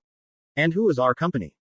Kakashi smiled nervously. Some villains from this world, looking for their comrade who was here in the city who called them for a little fun. A girl with blue skin and a blue dress smiled. Hey, everyone chilling. The name's Killer Frost. These here are my cold shoulder partners in crime, Icicle Sr. and his junior, as well as Captain Cold. In order of her introduction. She pointed them out. A big man wearing a blue suit and had a small gun. His junior was like he was made of ice himself but was wearing street clothes, and Captain Cold was dressed as a damn Eskimo with a slightly large handgun. Neji blinked a few times. And this is to keep us under the radar from the JLA. Right. Killer Frost frowned at that. Listen, we just need to be housed until we make contact with our partner Mr. Freeze, and then we'll be out of your hair. Though, the cold may not be. Seeing as we got plans for the day. She suddenly grinned and froze the kitchen. That's gonna be the city when we're done with it. I suppose you should move out. Kakashi gulped. Naruto, I sure hope you haven't made any new friends like this in the time you've been here. Neji's eye was twitching. Right. So, why are all of you here when you want to be with your comrade? Killer Frost huffed. Because we don't know where he went. He said he was going to some place called the Hive and to look for a guy named Kitsune X. Sasuke and Sakura bolted upright at that. Sasuke growled. You're looking for him too. Sakura scoffed. You have no idea who you're dealing with, you won't last 5 minutes. Only Sasuke can stand up to Kitsune X and I doubt he will be likely to fight anyone near him. Why are you looking for Naruto anyway? Kakashi waved his hand in front of him. Sorry, they're a little pissed. Anyway, yes, Kitsune X is the mask identity of a thief who used to be with us, and we are here trying to find him and return him home. Sorry to say we don't even know where he is. Icicle Sr. hummed. So, why would we even need to fight him if he and Freeze are together? Won't we be with him? Not against him. Killer Frost sighed. Shush. Listen, Freeze was beaten and caught by Kitsune X, he told me to watch out for him. So, this thief, Naruto was it. You want to catch him. Sorry, get in line. Hinata was coming in, waking up from her nap, and happened to hear that. She glared hotly at Killer Frost. Beat it bitch, Naruto is mine to catch. If you know what's good for you, you'll just leave Naruto alone. Killer Frost glared, scowling at Hinata. What did you call me, you blind whore? Bad idea, really. Neji slapped his face, Kakashi covered both his eyes, Ino turned pale, and Sasuke turned away, huffing. Hinata roared. Who you calling a whore? If anyone is a whore, it's those two fucking blonde bitches. Who broke his heart as that whore bitch flower. Who should wither and die for her treatment of Naruto. You will not get near Naruto unless it is to help me catch him, or I swear this is gonna be your face. Hinata put a hand up against the ice-covered kitchen and suddenly the whole thing exploded in ice shards and vaporized instantly to nothing. Killer Frost was shocked, the icicles shaking, and the good Captain Cold was shrinking in his boots. Hinata huffed, grabbing Killer Frost by the collar. If you have any information on Naruto, you give it here, you tell me, or I make sure you are not still alive by the day's end. Kakashi grabbed Hinata's hand and shook his head. She huffed, pushing Killer Frost into her comrades and walked off. Kakashi turned to them. Be glad I'm in charge of this unit here.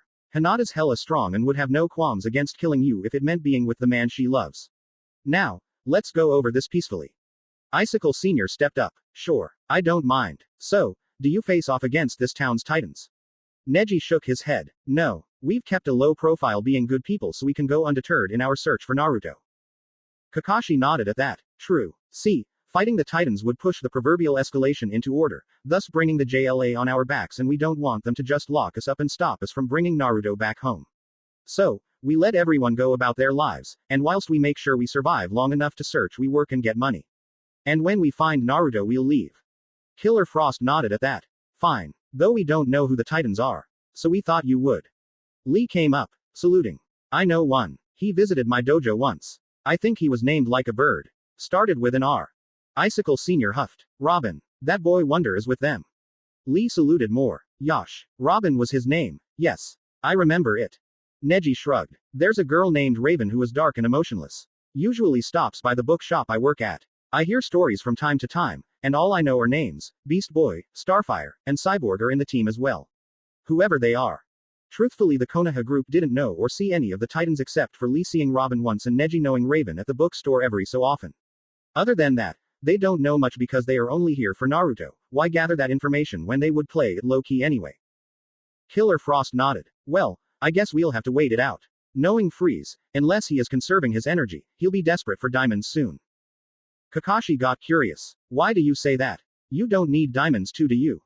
Icicle Sr. sighed. Not really. See, Killer Frost and my son here are able to manipulate the cold and generate ice on their own. Me, Captain Cold, and Mr. Freeze all need weapons that can generate freeze rays. But, Captain Cold is dressed to protect himself from the cold. I myself have this suit cause my own ray happens to be more powerful and sometimes I need to protect myself from my own weapon, but Mr. Freeze's suit is to support his life. Captain Cold nodded to that. True, he had an accident and can't survive temperatures of 21 and over. His suit is armored but also powers a cryogenic generator to keep him cold so he doesn't die in normal weather. The power source is diamonds that are cut by the laser system. He has to use an efficient amount of power to keep him alive and power his freeze ray. Neji hummed in interest. Sounds intricate enough. But why would he need diamonds? Killer Frost scoffed. We told you he was caught by Kitsune X before he escaped, and most likely Gotham PD took his power source so he can't survive for more than 48 hours, if he doesn't use his freeze ray. Though he did use it to quickly put some cops under to get away and used it to make a path across the river, so. If I had to guess, he has, right now, 18 hours. XXX with Naruto XXX. Naruto hummed as he rummaged through the cabinets, looking for breakfast. Hell, he was up for nearly 36 hours, he needed some energy. He found some chocolate peanut butter ball power cereal and grinned. A nice treat for energy. He got a bowl and poured the cereal in before going to the fridge and looking around. Then growled. Who the hell drank all the milk? He turned to Hive and Gizmo looking in the restroom and Mammoth sleeping on the couch, and he knew Kid was off to see what was going on in town. Shigo was off training in the training hall, and Mr. Freeze was currently looking at some specs of something on the laptop they left on the computer, and he didn't rightfully care much for it. Jinx was currently in the bathing room, which consisted of 5 showers in a big room for talking and playing around as well as toilets, sinks and the works, with Catwoman and Cheshire. Catwoman giggled before coming up behind Jinx and reaching in front of the girl and grabbing the poor girl's breasts. So proud of these you think washing them any extra will help them grow girly. Jinx blushed and stifled a scream with a growl as she bit her lip and turned, tackling Catwoman to the floor. Don't be so high and mighty, I am still just a teenager, I'm still filling out, so don't give me crap. What? Think your womanly charms can seduce any man? I bet you can't even seduce Naruto. Cheshire just minded her own business. And after a little bit looked at her own growing chest. Maybe he would be impressed with bigger breasts. Jinx gawked. Cheshire, you can't be serious. Naruto obviously doesn't care about breast sizes if his ex can pass off as my twin. Her chest is so flat, hell I think I have bigger knockers than her, and he loved her for a while. Catwoman grinned. Rio, got some claws of your own. Wanna get them sunk in the fox of your dreams. Jinx blushed red and blinked, stuttering from embarrassment before huffing and getting up, washing up. Whatever. Just wash up and have your fun with the rest of the team. Catwoman giggled and went to Cheshire. She always so uptight about Naruto. Cheshire shrugged. Not always, but she's more high-strung that she can't do much with Naruto. Jinx growled, splashing some water on them. Who gave you the right to talk about me like you know what I am thinking or feeling? For you information I can do a lot with Naruto if I wanted, but right now I think it's good to go slow, so there. Catwoman giggled. Why take it slow? I bet he would enjoy having someone so passionate about him give him some loving. Jinx blushed and huffed, turning away and finishing her shower. No thanks, I know what happened to him to make being slow a good thing. Catwoman got confused by that. A boy his age, from what she saw he was like 18, truthfully, 21, and would be having a lot of dirty thoughts and hormonal changes to make him want to get in a girl's panties. What happened then? Jinx sighed. He was in love with a girl who cheated on him multiple times with 2 other guys, and beat him to hell so much I swear he should have killed her for that. Catwoman frowned. Well, that's just rude and mean. How could she? He seems like an easygoing and nice guy. Jinx smiled sadly. He is. Probably why he still won't kill her. But either way, because of everything in his life before joining us I will take it slow with him, hoping he finally sees I truly love him. Eek. She covered her mouth and turned to see a grinning Cheshire and Catwoman. That came out. Sorry. She got her clothes and went into the part of the bathing room for dressing. Catwoman smiled. So sweet. I probably should stop teasing, but it's so much fun. Cheshire turned and smiled, blushing a little. I also care for the blonde. But only because he saved me, and seems he could teach me about really being a ninja. Catwoman grinned. Well, seems you are taken by his charms too. Who knows, I may see what's so charming about him myself, and be entwined with love. Batman is too serious for me anyway. Cheshire looked skeptical over that. And pushed Catwoman a bit. Don't even joke. Why would he take more than one person to love anyway? Catwoman giggled and finished washing up. Probably because felines don't care about the amount of lovers. We just choose who we love and do so, no matter who or how many. Cheshire just stared blankly as Catwoman went to dress in her normal clothes, not her costume. Cheshire was there standing, until the water went cold after a minute or two and shivered, finishing quickly and running out. Blushing. Maybe I can be with him too. Yeah. Jinx came out first and blankly stared as Private Hive was getting the shit beat out of him by Mammoth, and Gizmo was currently being chased around by Shigo, who had come from training to wash and found the boys trying to peek. Naruto stood with the bowl of cereal in front of him and looked at it sighing. Need milk. He then got slammed into the head with Private Hive's shield and was staring blankly. Before slamming the bowl down, and climbing up the counter. Jinx shivered, seeing Naruto's eyes activate into the 2 different eyes again. Oh crap. This is bad. Naruto grabbed Gizmo, slamming him into the ground and dragging him and his gear to the other fight going on and slamming him between the 2 and forcing them all apart. That's enough you damn morons. Hive, Gizmo, you should know better. Mammoth, you need to keep a better grip on Hive, and Hive, why the fuck did you hit me with your shield? Mammoth was stiff, and knew this Naruto quite well. This was where you should shut up, be friendly, and listen or else get the shit beat out of you so hard you can't walk for a week. He knows, he had it happen to him 5 times back in the academy. Hell, one guy who got on Naruto's shitty side actually thought he was a little girl, when he was actually a muscle man who can create an armor of crystal, and paraded around in a tutu and had ribbons in his long hair, around 15 to be precise. Hive stood straight and saluted. Sorry sir, I will make sure to behave from now on. I am sorry. Gizmo frowned. Sorry, I was interested in Catwoman. It's not every day you get that beauty showing up at the front door. Shigo bopped him on the head. And how am I and Jinx not beauties? Gizmo growled before calming down. Losing his cool with Naruto in a rage was a bad idea. Jinx is a sister to me, you disgusting-minded girl. And I did stare quite a bit when you came. Before you bashed my head in. Mixed signals much. Shigo sputtered and was ready to slap him again but Naruto flared his chakra and ki at her. You'll stall that strike or feel my wrath. Shigo stood at attention, feeling death on her. Naruto sighed. Shigo, he is right, you are giving mixed signals. It is in a guy's nature to look upon someone they think are attractive. Also, girls do that as well, we guys just are more lenient, why can't you girls be the same? Shigo looked a little confused. What do you mean more lenient? Besides, I never looked at anyone attractive before. Naruto sighed heavily. Because you probably haven't met any attractive guys. I mean really, an old bastard who looks more like a father is your type. I bet not. And we are, we wait for girls to make the first move because when we are the ones to make the first move, we get hit and thought of as perverts or creeps. Shigo was about to speak when Jinx pulled on her shoulder. He's right. Just think about it. Trust me, it's better than the alternative. Shigo sighed and smiled. Fine, I will. Naruto nodded and turned to Freeze. What you looking at? Freeze was scared from earlier. But after everything calmed down, he turned to his computer again. I'm running low on power. My suit is designed to keep me cool. I can't survive in an environment that is above water's freezing point. I have 15 hours before my power is completely drained, thanks to Gotham PD. I need diamonds. I am trying to find a good source that is easy to hit. Gizmo flew up. We need a supply run anyway. I think we'll hit multiple targets at once and get what we need without the Titans being all over one of us. Naruto crossed his arms, humming in thought. All right, Gizmo, Mammoth, you two take the electronics and stuff we need. Jinx, Shigo, think you can get some of the homey supplies we need to make this base a bit more cozy. As it's always said, women know best in home decoration. Gizmo and Mammoth nodded and started getting a list and looking up what they need. Shigo scoffed. Seriously, me? Jinx grinned. I think we can handle that. Come on, Shigo, we'll get the coolest, most expensive items we can to make this place look the way we want. Naruto nodded. All right, I think I'll go with Freeze. That way if the Titans try to stop him from getting the rocks, I can stop them from trying. Hive, Cheshire, think you two can keep Catwoman company here. Catwoman purred as she stepped up. I'll go change. I think I'd like to go see about getting some goodies. Naruto sighed. Fine, Cheshire, Hive, like I said.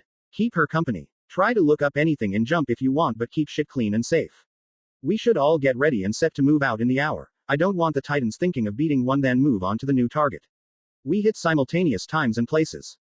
Everyone went off to get ready. Freeze stood, grinning. You command well. The team leader, I am guessing. Then why are you so laid back? Naruto shrugged. We're thieves, we enjoy ourselves and do what we want, take what we want, and live happily with what we got. Besides, I went easy on them. I'm beat. No breakfast after all the shit I had to go through in Gotham. I feel ready to just hit the hay. Freeze put a hand on Naruto's shoulder. I can respect that. Look, I found a good source to pull from. See? Naruto looked at the screen and thought about the location in the city. Seems easy enough. But could you have picked a closer location to the damn Titan's tower? You can't be serious. Freeze shrugged. I figure I'll get in, power up a little for a fight, and whilst we wait I get more power and diamonds for the long haul. I asked a few friends to come chill with me but I didn't know where this place was, so they should be out in the city. I asked them to bring some of my machinery I stored back when I was in Metropolis. Naruto blinked in confusion. Metro. You're joking. When did you go to Metropolis? Freeze chuckled. Lex Luthor became president and put a price on Superman's head. I went after it with them. I was going to use a special machine designed to freeze a city to freeze him internally.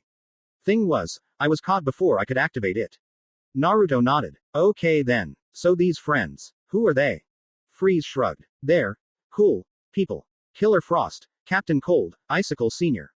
Naruto blinked and looked at him tiredly. Sounds like more ice villains. Freeze chuckled. They are. Frost and Icicle Jr. are the only ones who can manipulate the cold and ice however they wish without any help from devices. Me Sr. and Captain Cold need suits and weapons. Either way, we are a force to be reckoned with. Naruto nodded, accepting that. Then looked a little puzzled. Wait, why bring those devices here? Freeze grinned. In case the Titans think they have power over us. We'll just freeze them to sculptures. Naruto twitched. No, don't even try. Any villainy here and I will personally send you into the heater for that shit. This is my town. I don't give a shit if you visit, but don't wreck the joint. Freeze frowned. But if those pesky Titans try anything I'll defend myself with it. Naruto glared tiredly at Freeze. Before sighing and walking off. Fine, whatever, as long as the city ain't in danger I don't give a crap what you do. And with that, the team all got ready. XXX with the Titans XXX. So, where are the soft targets? Batgirl asked Cyborg as Robin was searching out potential theft areas for Catwoman. Cyborg thought about that a little. My guess would be 3 main targets. One in Uptown, another by Washington Street, and the third being on the edge of town by the mountain range. Only diamond stores I know that would be soft enough to hit.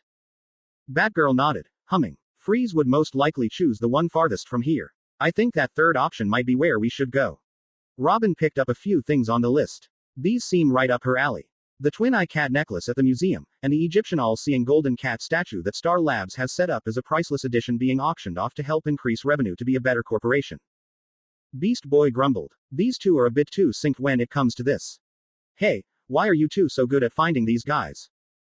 Batgirl sighed. Because in Gotham we have insane people instead of normal crooks and villains. Your villains have a theme but normally go after you or try to get money. Ours have themes and use them to the extreme. Robin nodded. That's right. Joker and Harley go off on a killing spree or try to make jokes whilst hiding or stealing joke-themed items. Freeze goes after diamonds, stays in cold places, and usually tries to make Gotham go back into the Ice Age. Starfire came up. So this Freeze will go after those clear rocks, correct? Static was just watching shit go down. And Raven came up to him. Why aren't you giving any input? Static smiled. 'Cause I can't. I have no idea about Jump, and only slight knowledge of Gotham. I ran into Harley and Ivy once, but that was a while back. I can't be much use in information yet. What about you? Raven shrugged. I'm usually passive, and everyone else seems to be having their fun figuring things out. Besides, with a lot of people here I can't do much. Batgirl and Robin are most experienced with this. Static nodded. I heard you. So, give me a rundown whilst we wait. Kitsune X, he that good? Raven nodded. When he was Red X he was able to fight us off decently enough. But as Kitsune X we've yet to seriously fight him. Static blinked in confusion. Serious? He's never fought you as Kitsune X? Raven shrugged. Not really. The only fight we had with him as Kitsune X was during the time a holding cell was being attacked. He kicked out butts so fast he was there and gone in the blink of an eye. He seemed pretty angry. Static hummed in thought. Seems strong. Caught you all off guard. Raven nodded and walked to get more tea. Yeah, pretty fast. So, what did your parents think of all this? Static flew over with her. My pops was pretty rough on me for it. But after a bit he accepted it was part of who I was and let me do my thing. I told him I wanted to be a better person and hero and wanted to join a team that would help me out. I thought of you guys. That's how I got. Beast BZZT. Robin responded to the sound fast and looked at everything that was going on. Simultaneous thefts all around the city. Seems Kitsune X and Freeze are getting diamonds at the closest diamond store in town near us. Gizmo and Mammoth were spotted going to Star Labs, and seems Private Hive is attacking a local museum. Where that cat item is. Catwoman might be there. Batgirl growled. That's some crazy timing. Who could have thought of this? Robin glared at the screens. Kitsune X, no doubt. Barb, Static, Star, you're with me on Kitsune X and Freeze.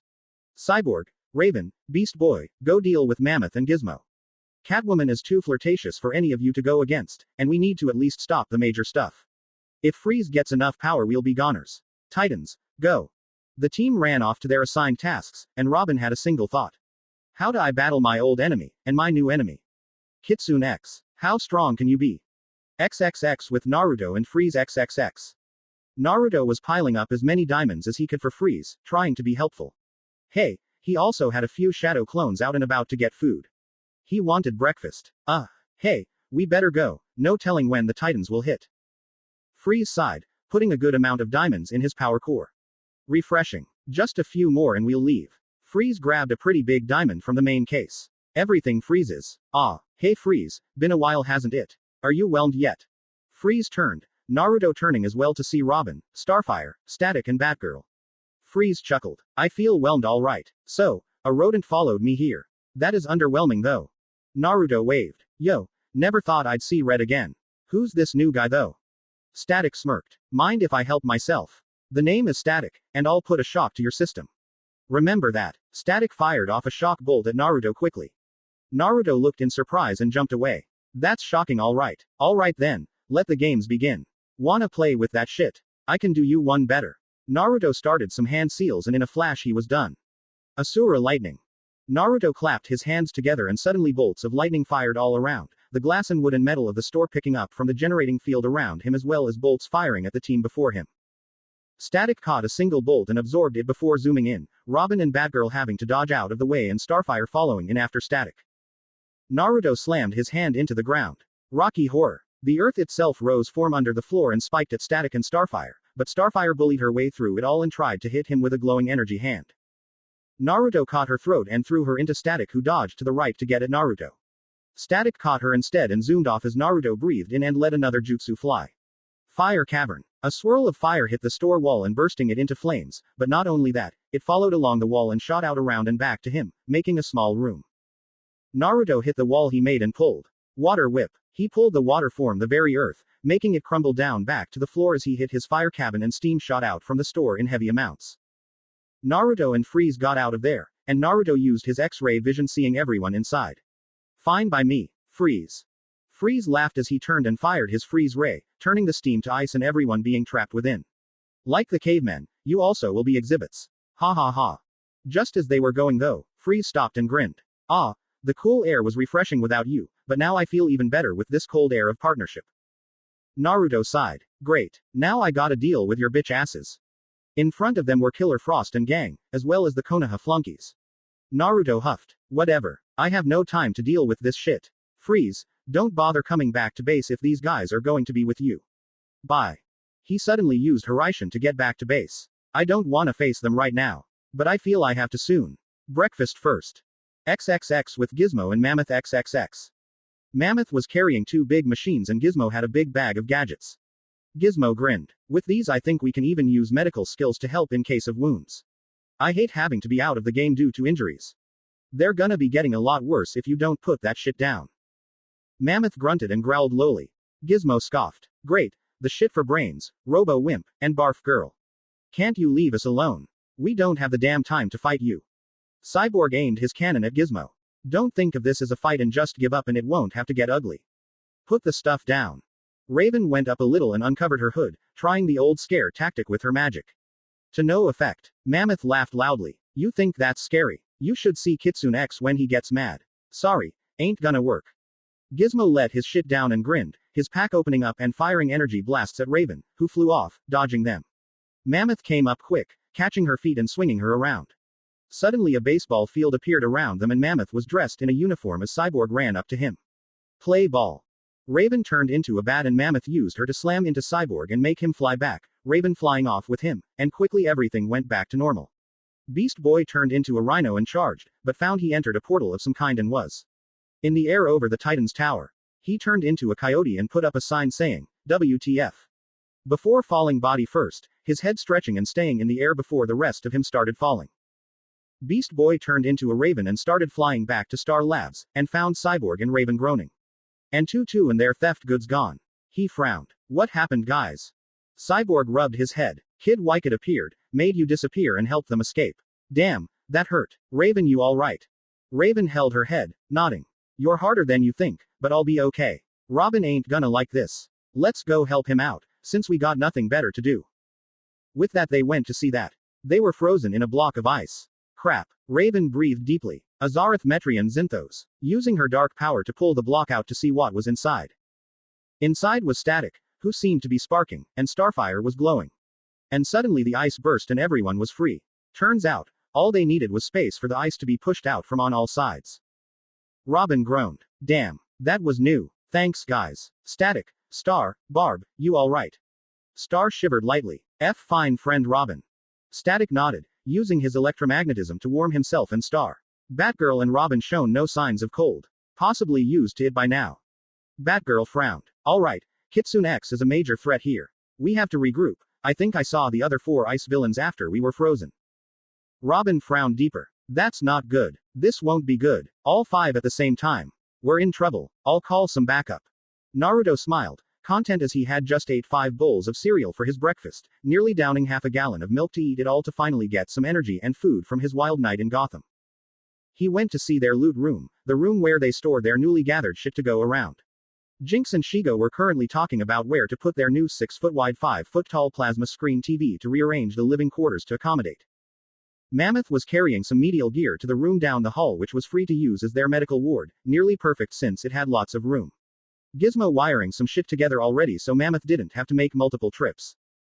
He did wonder though where Catwoman was. Cheshire burst in, panting in exhaustion. Bad news. Mr. Freeze took Catwoman and froze her. I nearly got away before 4 more cold villains and a group of weird people tried to stop me. Everyone halted. And Cheshire froze. Naruto turned, releasing a good amount of killing intent as he growled. Excuse me. Did I hear you right? Freeze and those Konoha losers are about to kill a fellow thief. Cheshire nodded a little, and Naruto stomped to his room. Alright, that's the last straw. They want to provoke me. They got me provoked. They looked as he dished out in Kitsune X uniform and walked to the living quarters. He turned. Don't even think about leaving this room. I can't guarantee your safety. If I use my more crazy moves. As he left, Jinx shivered. Yeah, Gizmo, you made sure to reinforce every single scrap of this base in case of his heavy techniques, right? Gizmo paled. I didn't think he could get that scary. No way I prepared for this since I thought he would be a little more laid back. That cheater and those flunkies. They're as good as dead now. And I do not feel sorry for them. Shigo finally started to breath from her forced inhale and holding it in from that scare. And looked to Jinx. Okay, fill me in on this. How strong can he be? How badly will he destroy these guys? Jinx turned to her, serious and paler than usual. Back during the Hive Academy days when he was known as Kitsune, he generated a tornado made out of fucking lightning that, we later found out, nearly made the base explode from the force and tension it had created on all its supports and generators. Gizmo, the tape. Gizmo put up a small screen from his backpack and showed her his recording. And she paled as well. It's like Superman and the Flash just worked together to create that shit. Jinx nodded. That was around 10% of his power, he said. One time I was dating this weird dude with power over the wind, but much less than Naruto. He could only pull off gusts. The guy broke my heart. And Naruto did something to him. I have no idea, but it was so bad he couldn't use his powers anymore and he was unable to walk. Mammoth gulped. I saw what he did. Naruto strung him on a stretching torture table and cut into him multiple times and bending fingers back and forth, and ripping hair from his arms, legs and chest however little, slowly and harshly. And burning him with fire and freezing him with ice. And to end it he summoned a demon. That pulled the powers right out of the dude. And then, he broke every bone from toes to hips. Every last bone. Jinx would have nearly vomited from the scene in her head, but then again that bastard broke her heart in an attempt to get with a friend of hers. He deserved it. She turned to Shigo. Yeah, combine what we told you. Crank it up 50 times. And that is going to be what he does to everyone who pissed him off. Shigo nodded. All right then. Shall we head to the most fortified position in the base? And everyone nodded in sync and said in sync one word. Let's. XXX with the Titans XXX. Robin shrugged off the last feeling of cold he had on him. Now, he and Batgirl faxed freeze so many times, cold to them was nothing, but like hell it wouldn't affect them to be frozen. Beast Boy was quite curious. Dudes, what the hell happened? Starfire was rubbing her arms to stay warm. I do not have the slightest clue, friend Beast Boy. The Kitsune X was really powerful. Robin went to the computer and pulled up the file again. I should have listened to that guy. Kitsune X is way dangerous. He seemed to be pretty irritated. Batgirl turned to him. Irritated. My ass, that shit was hell. He looked to be pretty damn mad. Wait, what is this information? Robin looked to Batgirl. I thought you may not have this information. There's a guy who is from the same dimension Kitsune X is in, told me a good deal about him. See, Kitsune X is hell with power. He's only been using his fists and a special technique that teleports him using kunai though, meaning he doesn't want to use that power he has. Static frowned. Seriously, he generated lightning, fire, water, and earth. I'm just glad he didn't try wind. Robin pulled up the video file. And Static's mouth was wide open. That shit ain't right. You're telling me he's able to pull that shit off, and we weren't prepared. Robin sighed heavily. We knew. Like I said though, he hasn't tried anything like that with us ever since he first put on the X alias. Turns out he'll be tough this time.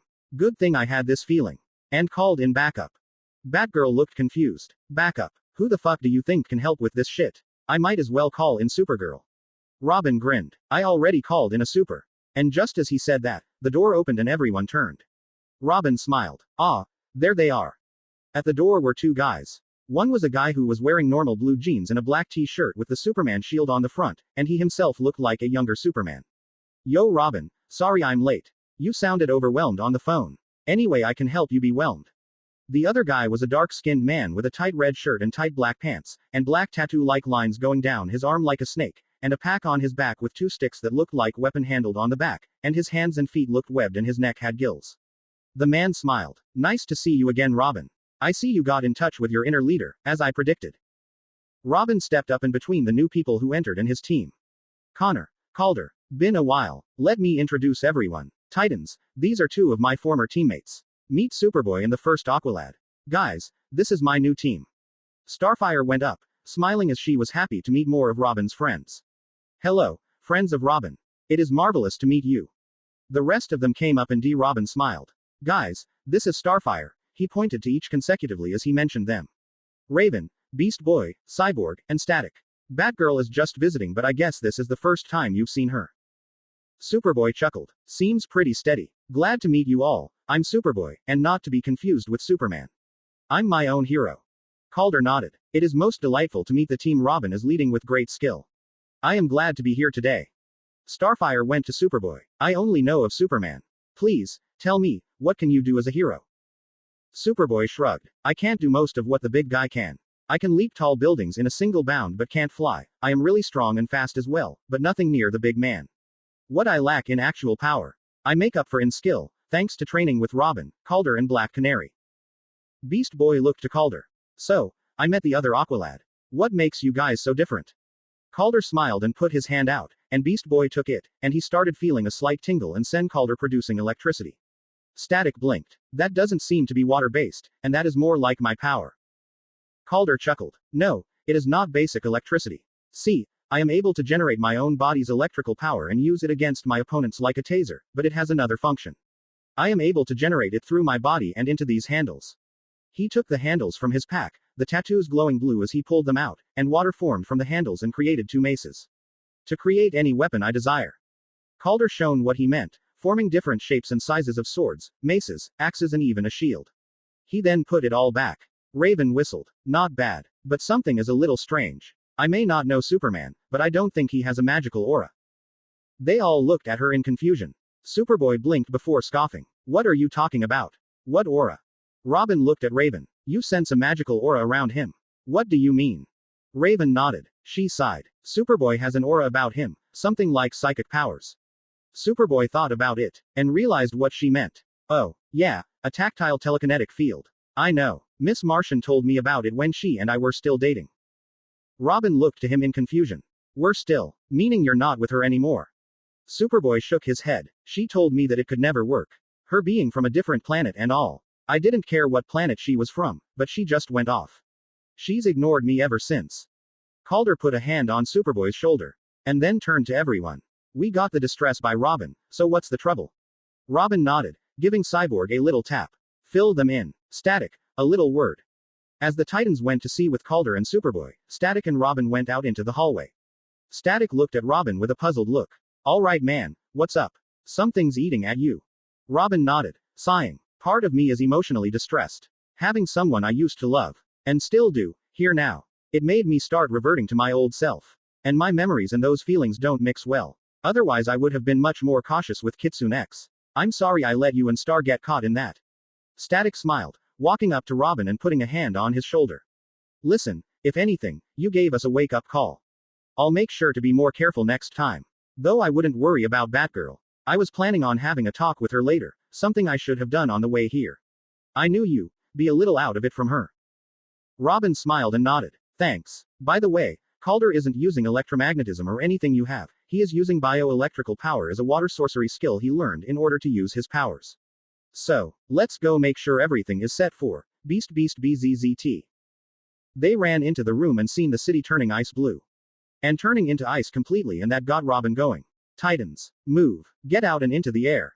Go go go. Calder was shocked. Freeze is doing this. Alright, let's go.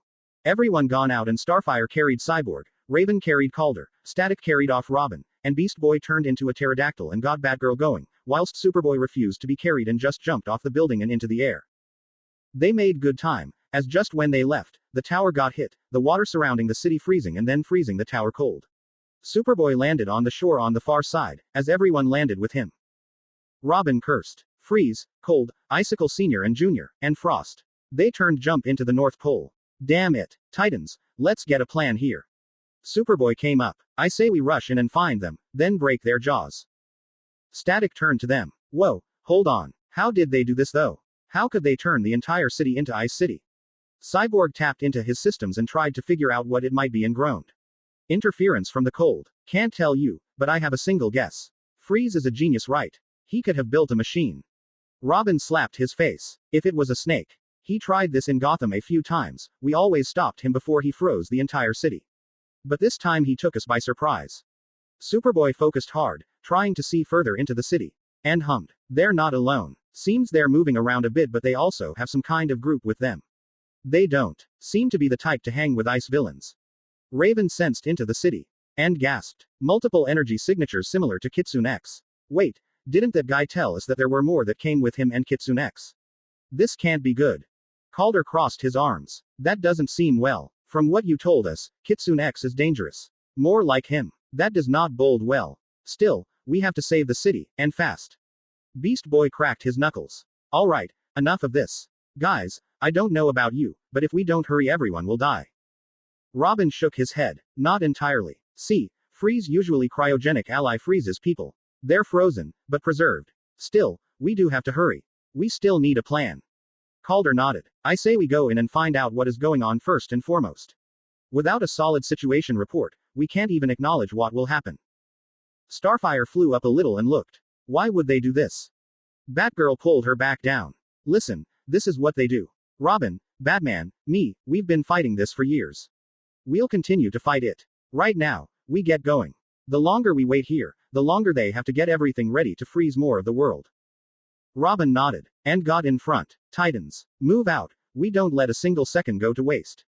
Go. With that, they began their flight back into the city. Little did they know, what they would find would be hell on earth. XXX with Freeze and the Konoha Ninja XXX. Kakashi hummed. I'm a little worried. Having this girl frozen as a hostage won't bring any bad news, right? Neji sighed. I don't know. She was with a girl. Who was she? Freeze came up to that. The girl was called Cheshire. She is part of a team, and the leader of said team was the guy you saw me with. Everyone froze at that. Ino looked pale. You're telling me we just kidnapped and froze someone Naruto knows and befriended? Oh no. No. Not good. Kakashi put hands on Ino and Tamari from jumping at Catwoman. Hold it, you two. I don't like this any more than you do, but we have to make damn sure to stay calm.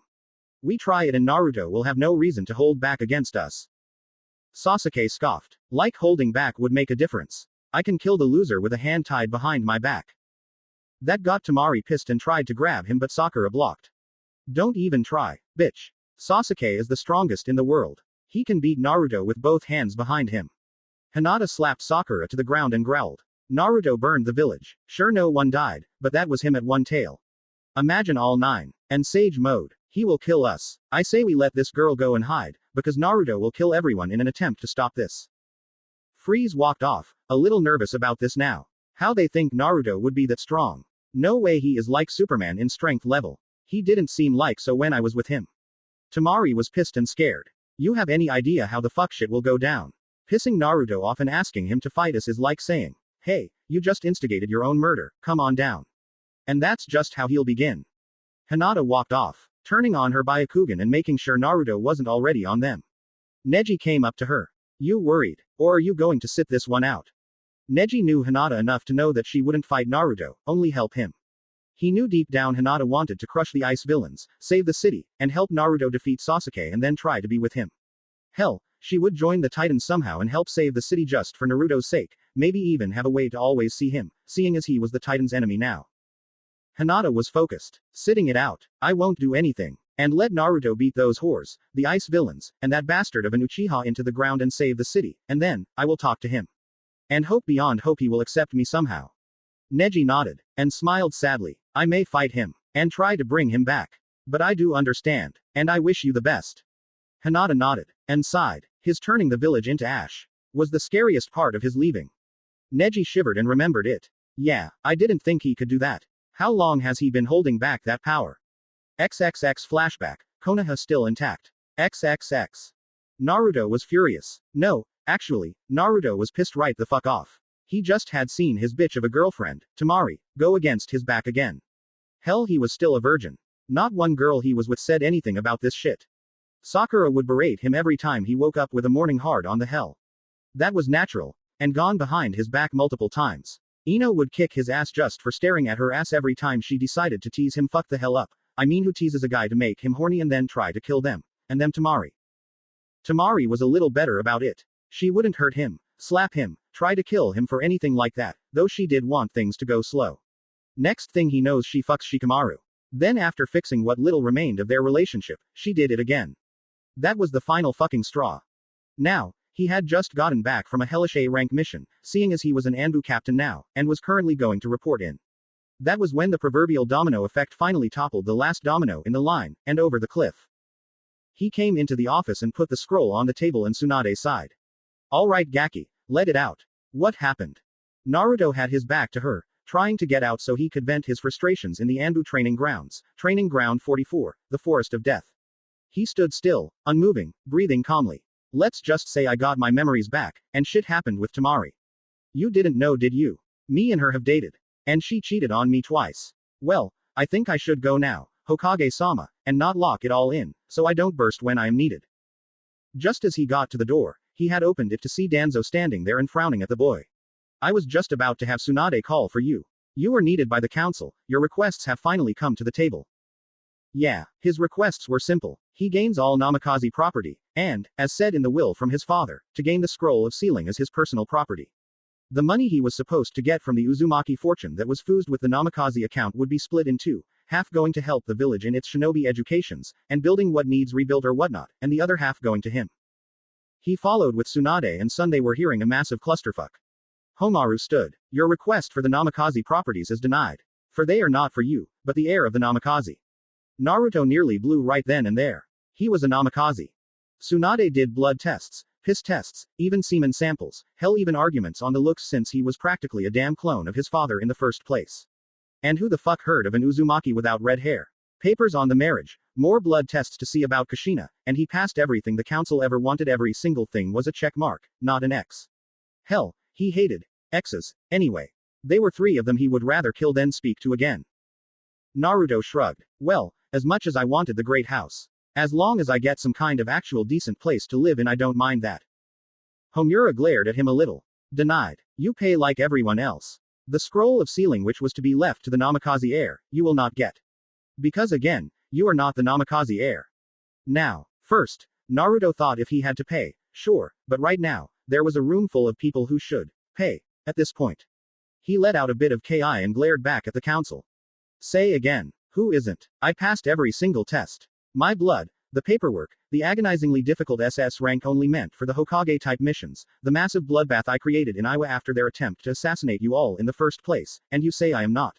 I have the strength, the blood, the legal documentations, and you will steal away my birthright.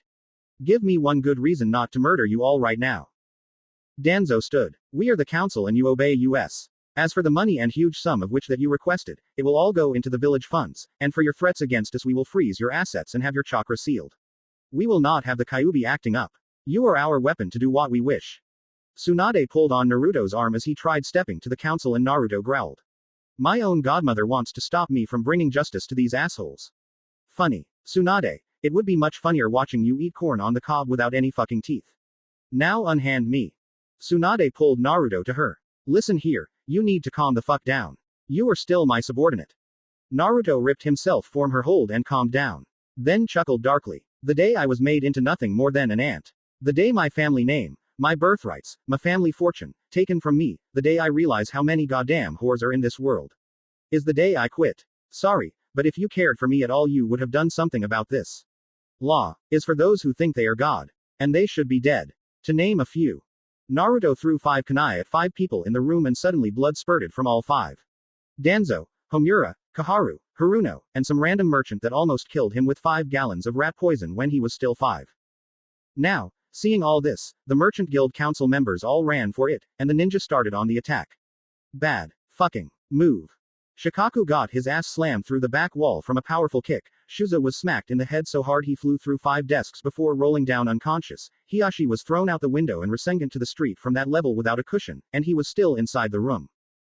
He grabbed the Inuzuka woman by the hair and slammed her head to the ground face first on all 4s before kicking her ass, his foot slamming into her ovaries even, and making her fly into Yugao, and then slashed into the rest of the Anbu troop before he turned to Tsunade and roared.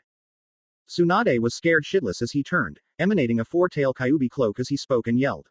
See how fucking easy that was. See how powerful I am. It's because I had to be in order to be named the Namikaze heir. IHIRAISHINED those 5 assholes WHO screwed me. Now they are no more. I still can't be my father's son even after the shit you did. And you say accept it. Fuck that. He went to the window as a 5th tail appeared. This place is done for. I won't kill no one, but this place, Konoha, is gonna burn for what they did to me all these years. If anyone tried to fuck with me as I burn it to the ground, they will be thrown into 5 different walls before they fly into the air and all the way to fucking Kumo. And if you even try to send anyone after me, I swear to God, I will make their lives so much hell they wish I killed them in this fire. I will get mine. A pound of flesh for every single second these assholes fucked with me. He then jumped into the village and vanished into the fray. And in a single second, she witnessed the village combusted into flames from nowhere. Explosions, fireballs, the heat itself made her seat out very drop of water she had since she was a baby up to now. Ninja flying in different directions. She could only imagine what he did to the ones who were his friends. Shikamaru saw Naruto running at him as the village was on fire and yelled, "Naruto! Hurry! We're under attack! By me!" Shikamaru shat himself and was suddenly forced through all the walls, even the outside ones, as a Rasengan went into his stomach and he passed out from the pain alone. Lee was running through the village and tried to use his fast techniques to blow out the fire, when he saw Naruto dropping in on him and blacked out from having Naruto crush him under the weight of a harsh Fuden jutsu. Ino was forced through hell. As Naruto stripped her naked, rammed a burning piece of wood into her pussy and slammed a horrifying Rasengan into her stomach and left her hanging on a burning building.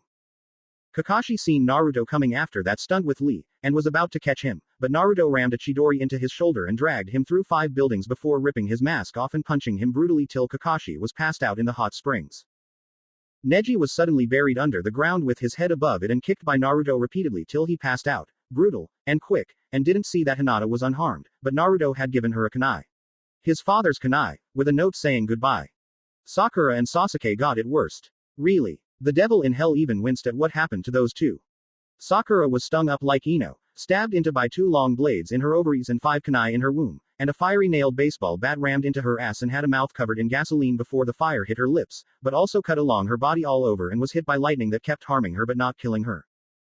Sasuke had a damn fucking barbed wire steel tube shoved up his ass and snakes crawling up them into his fucking rectum, 2 Chidoris rammed into his stomach and lung, and his penis and balls cut the fuck off before having them stuffed in his mouth and then having a Rasengan forced into his eye socket so his Sharingan wouldn't activate for a month. He knew though that Sakura and even Ino would be healed by Tsunade, and Sakura, and he thought Ino too, would in turn, definitely, heal Sasuke back to 100% no doubt. But he had to get his few little tortures in. Choji, Kiba, Ten, and the rest of his friends in Konoha, were jutsu hit into the ground the air or knocked the fuck out. And after it was all said and done, he broke into the Hokage Tower and stole his birthright, and left in a hurry, leaving the village in flames as he went to the Valley of the End. To wait for Tsunade's response to his request to be left alone. XXX End Flashback XXX. Ino was shaking and trying to figure out how to get out of this alive. We're dead, we're dead, we're dead, we're dead. We are so royally fucked. Kakashi had a slight shiver. I do feel impending doom about to come on us. Maybe this wasn't such a good idea. XXX with Naruto XXX. Naruto wasn't 5 steps from the hub base before shit went to ice. And he was on ice. For about 1 second, before he burst into 2-tail form, his cape turning into 2 tails, and burst the ice off. He brushed the shards from his shoulder and turned, making 5 clones. Keep this place warm and able to breath. I will go handle the ice maker who thought this up. The clones got to using fire jutsu and he walked through the streets, cracking his knuckles. Time for Kitsune X to show why you never get on his bad side. Kyuubi grinned as he saw the ideas in Naruto's head. That's it, Kit. Tear them limb from limb. Don't leave anything for that bastard medic team to ever try to heal. Make them suffer. Burn. Whatever. Just kill them, ha ha ha ha ha ha. Now, Naruto didn't think this possible. But apparently, those ice villains wanted to make sure no one got to them so quick. So used to people barging in, they worked up a plan. And hell was this one. Naruto was in a 4-way street, and was surrounded by ice sculptures that moved and had sharp weapons for hands. Naruto scoffed, his tail showing 4 tails and a red aura around him. You obviously do not know who you are fucking with. The ice monsters charged him and that was when shit got real. He threw a kunai into the air as hard as he could and then proceeded to rip the monsters to dust. He kicked the head off one, shoved a Rasengan into another, twisting and making a third slice 5 others in a single swing before throwing it with a Rasengan in the stomach making it break and the others behind it shatter as well, and opened his Rinnegan eye, blasting 10 others into the air and dead. He then used Hiraishin to the kunai in the air and breathed in. Take this. Tailed Beast Bomb. Naruto fired off a roaring red blast into the center of the mass, and killed every single one of them and even 4 buildings to nothing. Thankfully Naruto seen no one was in them, since this was an abandoned part of town. He landed and started walking again. Did not know what they were fucking with. XXX Omake. Gotham Chronicles 2, Meet the New Kid XXX. It was dark in Gotham, night had just fallen, and Batman suited up like normal. Barbara was in jump for a whole day, and Bruce had to explain to the commissioner how his girl was at his house to play with Dick whilst he worked, being it a Saturday and all. Truth be told, he kind of wondered about something. What was with the red aura and the cloak turning into a tail when Naruto went and beat the living hell out of the villains the other night? That didn't fit right with him. He would have to keep checks on that to see what it all means. He also had to see Dick after a while. It's been a good year now since they last spoke. And when they last spoke, Dick gave him a right hook to the jaw. He was out doing some investigating on the Black Mosque's newest little project, parking his car and going in the warehouse to see what a snitch he knew could tell him. Little to nothing, but it was better than being completely listless. He came out after his talk, and seen the Batmobile was taken apart, all four wheels gone, a few parts here and there, muffler on the ground. And just as he was about to go look for clues, a little boy with a wrench got up from under the car, and put it behind him. Batman came up to him. Do you know who I am, boy? The boy nodded furiously. Batman narrowed his eyes. Do your parents know you do this to others? The boy looked down, saddened. And Batman saw the look of a lonely boy without a parent's care. It has been so long since he last saw that look. Since Dick. Since himself. Batman put a hand on the boy's shoulder, kneeling down in front of him. What is your name? And how would you like to be adopted under my care? The boy brightened up, in shock and surprise as well as disbelief. After a while and the Batman smiling at the boy smiled back. Jason Todd. And it would be an honor, sir. Would you really adopt me? Batman nodded and stood. First thing is first though. I need my car fixed. Think you can handle that? The boy grinned and got back to work, this time fixing the car instead of breaking it apart. Batman looked at the boy as he worked. And looked in the direction of Jump City, deep in thought. I can't make this boy the new Robin. Unless Dick gives back the mantle. I'll have to see him tomorrow and tell him he has to give it back to me. Hopefully he doesn't take it too hard. The Titans halted as they seen, from the outskirts, a huge blast suddenly level four huge buildings. Raven was shaking. That's impossible. That's demonic. Even greater than should be possible. They themselves were just entering the city. Superboy turned to Robin. Yo, Rob, tell me something. What do you have us against? Robin shook his head, wondering what the hell that was. I have no clue. That doesn't seem natural, and nothing I have seen before. Raven was paler than usual, shaking harder. That's impossible. The rage, the menacingly evil demonic rage this being is generating is impossible. It's a low S-class demon energy. But its power is B-class right now. What's going on here? They were obviously talking about Naruto, or Kitsune X actually right now, but they did not know it yet. Suddenly, ice sculptures started forming and coming at them with weaponry. Robin growled. Titans, attack. Robin threw a Berserang and it exploded three of the group of ice monsters before running into fight hand to hand. Starfire flew into the air and started throwing star bolts all over the place to crush them quickly. Raven was using her magic to pull them into each other and crush them into shards, whilst Cyborg bashed into them and fired his sonic cannon at them every break from punching he took. Beast Boy turned into a Triceratops and just trampled them through. Batgirl ran to one and rammed her shoulder into it, making it fall down before jumping high and slamming a heel into its head before twisting, throwing a rope around one and using her foot to take the wire to the ground, making the one it wrapped up down as well. Superboy roared as he just smashed into them one by one, throwing one into a group of three and running to the next one. It was a cold battle, and Aqualad created two mace weapons from his handles with water and started just bashing into the creatures, jumping over them and breaking them into the ground. Static was in the air and picking some up and smashing them into others in the group. Superboy was getting pissed off and called out, "Everyone, get off the ground when I say go." Robin turned to him. Superboy nodded and jumped into the air. Robin grinned. Titans, do as he says. He grabbed his pole and extended in, pole vaulting himself into the air as Superboy started to descend. Superboy screamed in rage as he was getting close to the ground. Jump now. Everyone ignored the next attack and jumped up off the ground and Superboy hit hard, creating a seismic event that flattened the ice creatures to rubble. Everyone landed again and Beast Boy was stoked. BB went to him in excitement. Dude, that was awesome. How did you manage to focus that thing? Superboy smiled. I trained with the best. Any more around? Robin looked into the city, ready for more. No doubt. I'm calling in some faster reinforcements. He grabbed his communicator and switched frequencies. Superboy looked at him and smiled. Ah, I see. He should be here in 5 minutes if you call right now. You sure though? This ice would make him unable to stop. Robin hesitated, but dialed. I'm sure. We'll need him here. He should be with Donna, right? Wonder how she's doing. Batgirl came to Robin in slight confusion. Hold up. Who you calling? Donna. Who is that? And how can anyone get here in 5 minutes from anywhere without permission whilst suiting up unless they're a speedster? Robin smirked. One is a speedster, Kid Flash, and Wonder Girl is with him last I checked. Batgirl blinked a little before nodding and getting back. Robin saw KF come on the communicator. Hey KF, how's it shaking? Doing well I hope. Hey, is WG with you?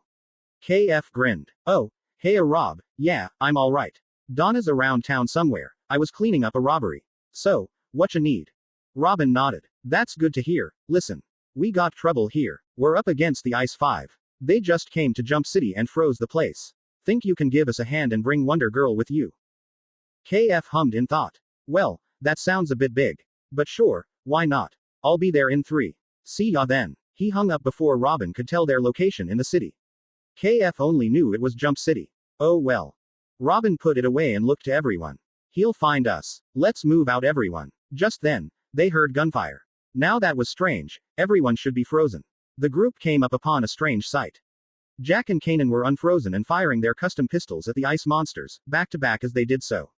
Kanan reloaded and jabbed an elbow into Jack's rib and Jack turned, grabbing her and throwing her into one.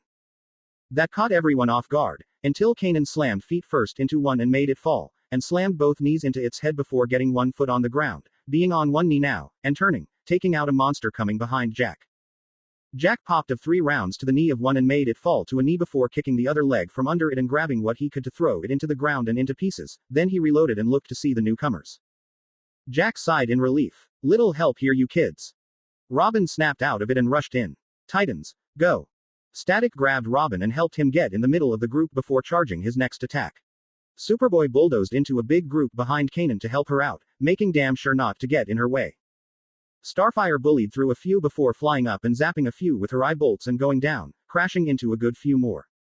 The Titans mopped them up in no time flat, and no more came in to ambush them. Robin went to Jack, Officer Marley, Officer K, Kanan's public name after she gone into protection services. Jack counted his fingers and Kanan produced 2 cigarettes. Jack took one and lit it up. Hey kids, got anything to say about this mess?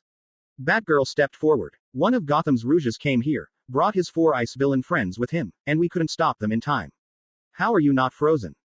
Kanan looked to the frozen squad car near them, with 2 broken doors. Turns out, being inside a room of some sort blocks you from total freezing. There should be a good half of the city's citizens unfrozen, at least. Robin hummed. This must be a new machine he is trying. Okay then. Starfire, Static, Raven, you go help evacuations, we'll handle the monsters and getting to Freeze and his team. Robin picked them for good reason. Raven's magic would help heat things up a little, but also teleport others out of the city. Static and Starfire could help free ice blocks or unfreeze people and windows or cars to help those trapped or frozen to safety. It was a decent plan, but he knew he was weakening the final strike by doing this. He just hoped something would help them get an edge with this when the time came. XXX with Naruto XXX. Rasengan. Chidori. Tailed Beast Bomb. Naruto huffed at the pile of ash all around him, 7 tails of chakra flowing behind him, his cape ripped to shreds. Fuck this. I killed 1,000 in an hour, and they still keep coming, what the fuck is going on? Suddenly he seen something moving at him, and fast. And slammed into him and forced him into a wall. Naruto growled and grabbed the rouge speeding object and noticed it to be a young man, red hair, in a yellow suit. He groaned. Great. Another thing I can't kill. What the hell is the big idea ramming me at 70 miles per hour? Better yet, how the fuck can you run that fast? You don't look like the Flash to me. KF groaned and stepped back. Name's Kid Flash, his partner. Sorry, was coming from Central, heard Robin was in trouble. Who are you, his teammate? Naruto chuckled lightly. Not quite. You could say me and him have our differences, but as of right now, me and him should be considering a truce. No doubt the Titans are moving about somewhere, but I hope they don't get in my way. KF nodded. Alright. So, where's Robin? Need to get to him fast. I didn't ask his general location in the city before I hung up and ran over. Naruto hummed in thought. Best location would be wherever there was fighting, but that would mean his location. And Robin wasn't there so he didn't know. Sorry. No idea. Try looking for him near the big frozen tower in the shape of a TOK. Best bet to start. Suddenly a young woman flew down. She was wearing a red t-shirt that stopped above her toned stomach, a golden W with 3 lines wrapping around the top rim, and red pants that stopped just below the knees, a lasso at her hip. Naruto was impressed. Is it me, or is this place and heroines like my world and Kunoichi? I mean really, a Kunoichi's requirement isn't spoken but truly for them to be at the very least, cute, same for these girl heroes. Damn, she has a nice rack. Naruto, focus. Wonder Girl looked at Naruto and put her hand out. Hey, Wonder Girl, you. Naruto shrugged and pointed to his mask. Kitsune X. KF turned to Wonder Girl. Come on, he said best bet was at the T-Tower. Let's go. KF ran off and Wonder Girl nodded at Naruto and flew off. Naruto blinked. I have a feeling I'll be seeing them again. Real soon and real often. He turned and started down the warpath again, growling. Take my eyes of them. One fucking second. Guess Sasuke needs his balls cut off a second time. Maybe I'll just Chidori it. Nah, too easy. A Rasen shuriken up the ass. Nah. What to do to Sakura? He turned and saw more monsters. Fuck this. Okay then. Freeze wants to regrow these things to halt me. He obviously hasn't talked to the Konoha fuckers. They should know. Hell, Ino and Kakashi for sure. Whoever else is here or whatnot should. Tailed Beast Bomb. The focused attack destroyed the oncoming attack and he walked through the wreckage, taking his time, planning it out, because he knew they knew. They knew very well. Every second they kept a fellow thief and a new friend under ice to lure him out, he would destroy them, worse for every second. He was saving frozen people left and right as he passed through the town and an ape tail appeared behind him. He grinned. I won't let them even think about fleeing. They try anything, I will ditch this suit and just turn into you and let you rape their asses. No killing though, okay? If anything, I want them to suffer slowly for years before I utterly make them die the most humiliating, painful, and excruciating way possible. Kyuubi laughed loudly, booming in Naruto's mind before calming down enough to speak. I'll respect that wish, but somehow I feel sorry for them.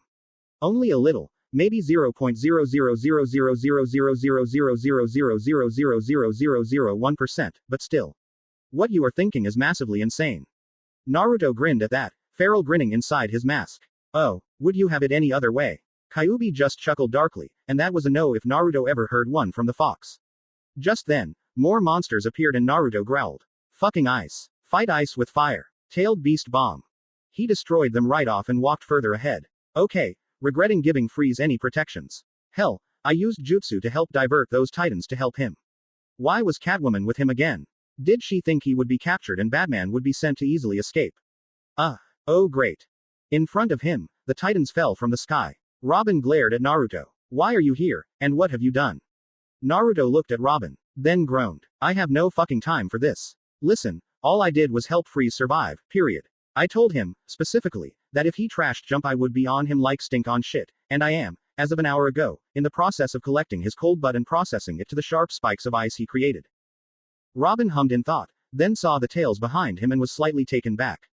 You helped make this happen. I guess we can use your help to stop it. But question, why are there spectral tails behind you?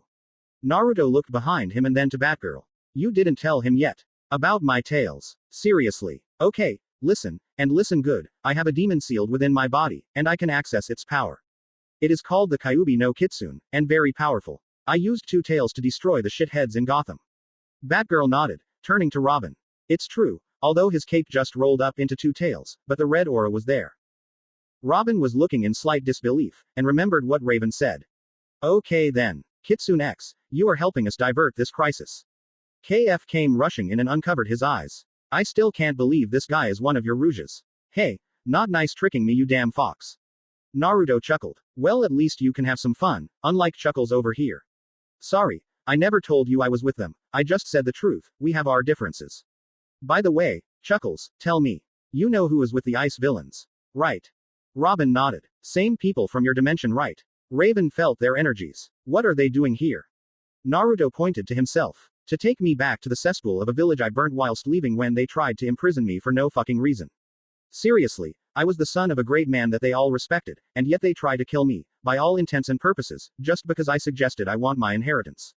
That's so bad. I helped them, I served them most my life, and they decide to use me as a scapegoat.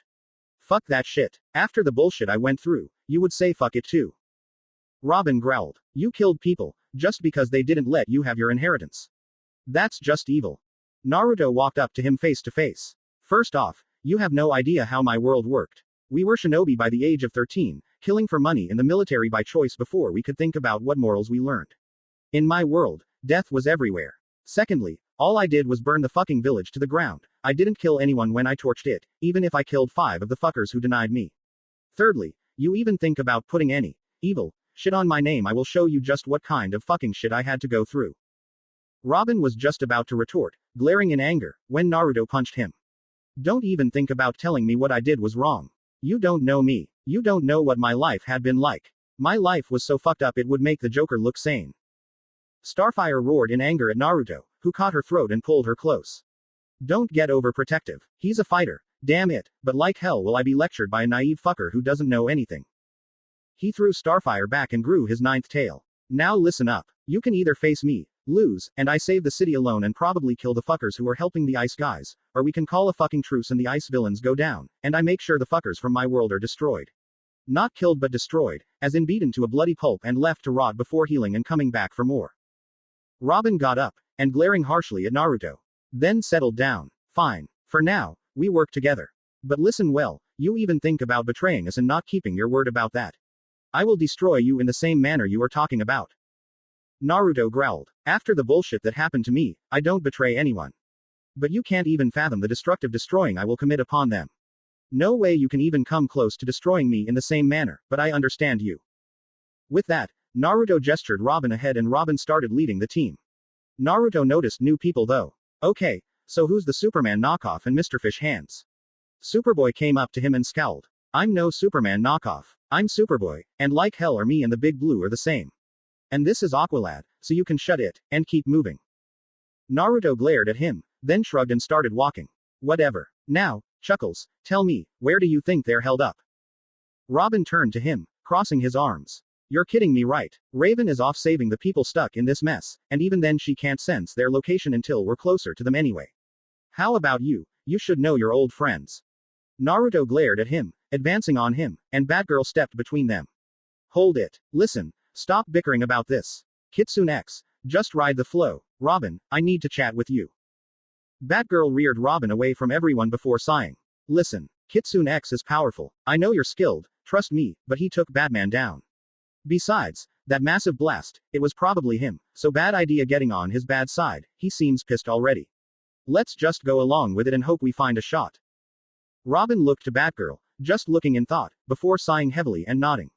Sure, I don't like it, but better to bring in some help with this. Still, I wish we could end this and save the rest of the people in the city. They got back to the team, but that was shortly the easiest part of the next 5 minutes. Suddenly, large sculptures appeared from the sky and landed around them. Calder groaned. Not good. Killer Frost is trying to destroy us this time. She'll be getting more difficult monsters from now on. Naruto stepped forward of them. She wants more difficult. She'll need about 1 trillion times tougher opponent for me. Rasengan. Rasengan. Rasengan. Tailed Beast Bomb. Like he said, he put 3 Rasengans into one each and blasted a whole horde after them with a horrifying blast that shook the earth. The team were now scared shitless. Naruto turned to them. Just a reminder, to never piss me the fuck off. You can be serious, you can fight me, you can arrest me even I wouldn't give a fuck and just go with the flow. But you piss me off, hurt my friends, try to kill them, or disregard my warnings when I only just met you, you better believe I'll get my pound of flesh in return. I'm coming for you, Freeze. And your 4 friends too. Not to mention you bitches from Konoha. Do you fucking hear me? I am coming for you. Oh, they heard him. XXX with the Konoha Ninja and the Frost 5. XXX. Frost cursed, seeing as her brilliant defenses were being torn apart like they were nothing. She started creating bigger, stronger, denser ice monsters. Who the hell thinks it's a good idea to fuck with my monsters? I'll show them. Kakashi chuckled. If Naruto is taking them out, I suggest stopping right now. Nothing you can make will even dent his stamina. Just let him come for us, it'll be fine. Do you fucking hear me? I am coming for you. Kakashi was a statue himself. Then he sweat dropped and got up. Ino heard it as well, and was tugging at her hair. So dead, so dead, so dead, so fucking dead, so royally dead, we'll be chunks, no atoms, no weight, single-celled amoebas. Oh, who cares, we'll be nothing, absolutely nothing, we're so dead, we should just make our coffins right now. Tamari was shaking a little. I seen him at 4 Tails before when taking out a mansion of Rain Ninja, and that was scary, but this is 9 Tails. And what he did to Konoha when I finally got there, that was nuts. No way we're going to live tonight. Hinata was passive, but paler than usual. Naruto's really pissed. I only seen him this pissed once, and it nearly killed father. Oh, she remembered that night. Hiashi put a seal on Naruto's forehead one night, and attempted to control the boy to submit him under Hyuga rule. And that pissed Naruto right the fuck off. He broke the seal, and Ten Hyuga tried to forever seal his chakra coils, but that just pissed him off more. He destroyed the Hyuga mansion, leaving everyone alive, and left completely intact.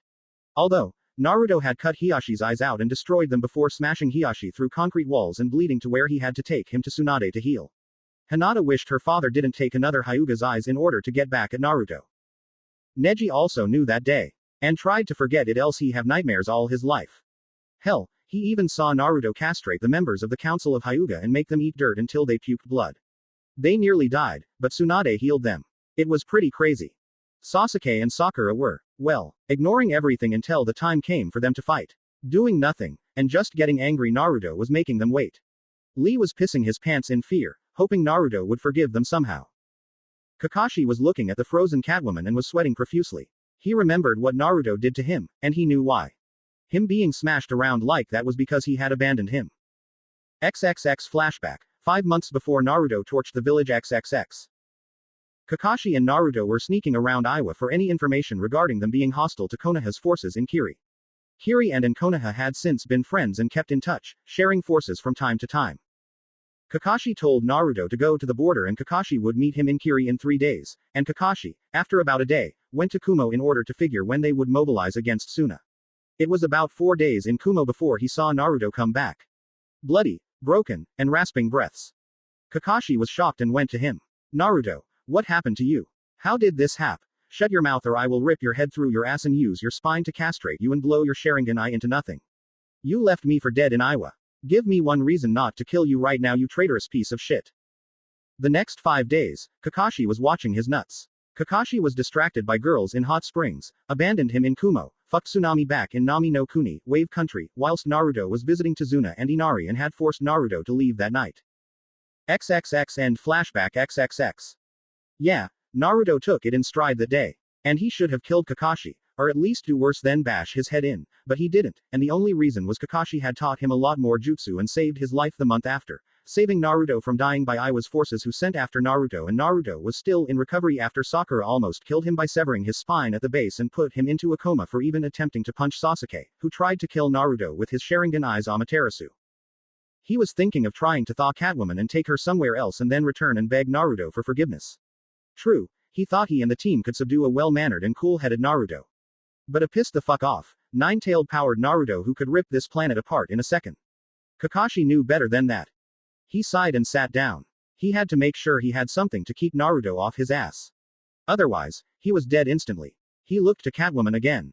And thought to talk. Hell, it would help calm his nerves. Hey, sorry we froze you, but we're just trying to get a friend back. Don't take it personally, and I want you to know as soon as everything is fine and we have this friend of ours, you are free to steal once more. XXX with Naruto and the Titans XXX. Robin was calculating his chances on taking Naruto down. Not good. He would seek out Naruto in his civvies because that was the Naruto he actually knew on a friendly level, and get more training to take the costumed man in front of him down. Naruto felt the glaring eyes upon him and turned. Yo, Chuckles, as much as I enjoy the fact you want to beat me someday, I think you should focus on the task at hand, beating the ice villains. Robin narrowed his eyes and looked forward. I'm multitasking. I'm thinking I know a good place for them to try and set up shop. Cyborg came in on that. Wait, you figured it out. Come on then. Spill the beans, Robin. We need to hurry this up or my circuits will freeze up. Robin activated the communicator and pulled up a map. If I'm right, a good place to start looking would be near Star Labs. Has all the gear to pull a citywide anything in a matter of minutes. Naruto knew that place in and out. It had the perfect top point and security of the city in its wake. He bet they were there. He started towards it when a new bigger monster appeared in the street. It looked like a big fucking diamond with how dense it was. Well, this one is pretty big and tall. It smashed a fist down on Naruto, hard, and everyone who had jumped back looked to see the damage done. And paled. Naruto was alright, and the fist and arm that almost hit him was dust. Naruto put a hand up. Time for a little show of power. Want to fuck with me? Fine, but better know you are fucking with the devil, because I will burn you to nothing. The ice creature suddenly lurched at him and then a bubble formed around from what everyone saw, and it burst the creature into nothing but legs, which Naruto stared at, and it suddenly burst into black flames until it all was gone, and then the black flames vanished. Naruto turned to them. Heavenly pull, heavenly push, and Amaterasu. Learn them well, because you piss me off they come out on you instead. He turned back and did a few hand seals before slamming his palms into the ground, and suddenly many creatures flew off into the city, a two-headed dog, a boar, bull, a weird pelican with a drill beak, and more. They will find out if Star Labs is where it's at, or wherever they may be. With that he gestured Robin forward. Robin looked to the team and they were scared shitless. So was he. Naruto has so much power behind him, and yet he was still only a thief and wasn't trying to kill anyone. He had to respect Naruto just a bit about that, having so much power and not using it for anything truly evil. He stood up and nodded. Fine, let's rest whilst you search. Titans, take a break. Batgirl, BB, KF, Superboy, Calder, and Cyborg just nodded in silence, wondering what they were walking with as Naruto just stood there, tails flaring behind him, growling in anger. It was gonna be hell on earth in a few minutes. XXX with Raven, Static, Starfire, Wonder Girl. XXX. Azarath, Metrion, Zenthos. Raven had energy wrap around an ice monster and threw it into 3 more before breaking them on a wall. There's no end to them. Wonder Girl punched 2 into each other and then kicked a third up into the air before flying into the air and slamming it down and against 5 more. I wonder how the rest are doing, seeing as this is happening to us. Static melted 2 more around the block before lifting his glasses. They're fine, I got faith in Rob. Didn't think he'd call in Wonder Girl. Yo, Star, you saved the last one. Starfire unfroze the last frozen guy on the street and let him go to safety. She turned. Yes, I have unfrozen the last on the street. Friend Static, what do we do now? Starfire blasted 5 of the monsters as she got back to the group. Static took the last one with a zap and melt before they all got close. Robin and the rest are probably on their way to where the villains are held up. I say we go and find them first. Wonder Girl nodded. I agree. Robin told me you'd need help, but I didn't think it was this bad. How many more need to be saved? Raven sensed around a bit. A fair few. He said they weren't in danger of their lives, but I doubt things would go so smoothly. There are monsters all over the place. Static scoffed. Well, we gotta do something. What's the plan then? Anyone got a clue where they may be? Raven shrugged. Sorry, my sensing abilities are being blocked. They must have dealt with psychics before. Either that or I am out of their range. Wonder Girl crossed her arms. I say we go in search of them anyway. Raven, you know the general direction Robin was going. Raven nodded. We were heading towards the center of town. I say we'll take the outskirts then if you are suggesting them. Wonder Girl nodded, smiling. All right then. Titans, move out. They all flew up and started their aerial search, hoping to find some kind of clue to finding the ice villains. And found a big and weird bird flying around. Raven blinked a few times before suggesting what it was. Kitsune X possibly. Same energy as him. Beasts he commands maybe. They just flew off, hoping not to disturb it. It looked powerful, and Raven felt it was too. Hinata was keeping a lookout, easily wanting to make sure everything was okay. She wanted to go help the people on ice, but after an hour of this starting she noticed others doing it, so she would keep an eye out for Naruto. She was doing another check in the air, thinking she wouldn't see him there. He was more of a let it out on whatever he finds near him kind of pissed off.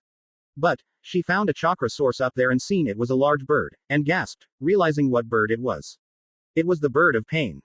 She turned to everyone. He's found us. Seems he is using the Rinnegan he took from Madara. Looks like he's done warming up on the ice monsters.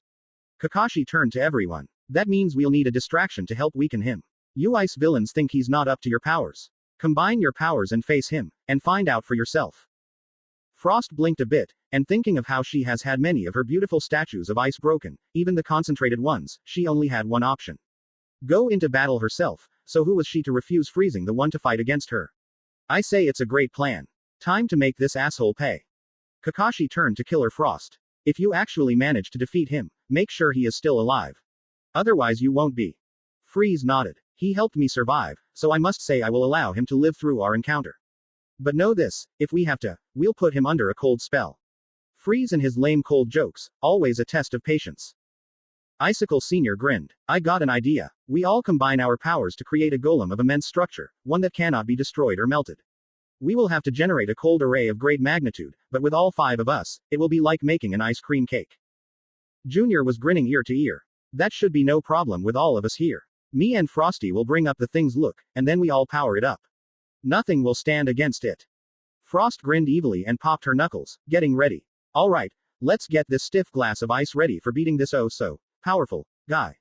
We shall not let him down by letting even one weakness be exposed. With that, the 5 villains started to create the giant ice golem and Ino paled. We're doomed. He'll just wipe that thing out and use its broken pieces to skewer us into meat. We're dead, dead, dead. Oh how I wish I could beg for forgiveness now, but like hell he will listen to me. Hell, he practically made me incapable of feeling pleasure ever again. Kakashi waved her off. Calm yourself, this is a general plan. They will slow him down so we can think at the very least.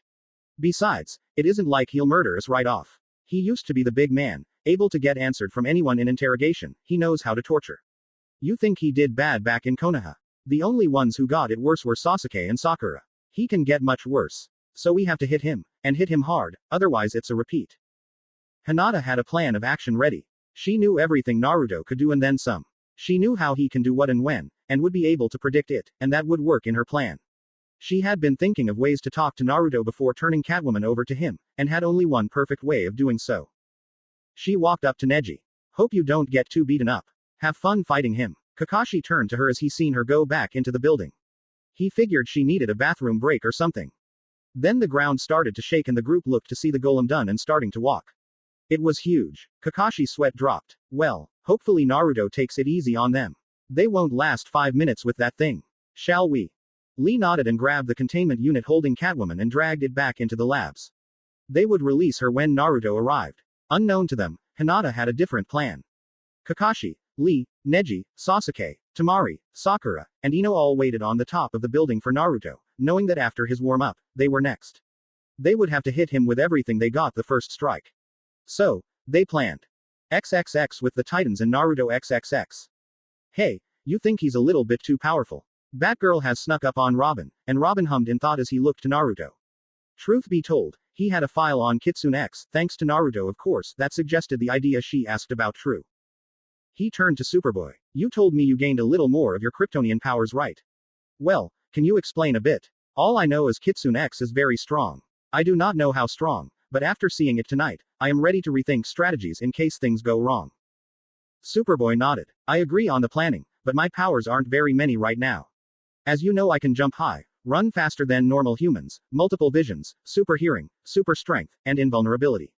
I actually just gained, before arriving, super breath, but it won't do much good against him, especially since it's already icy out here.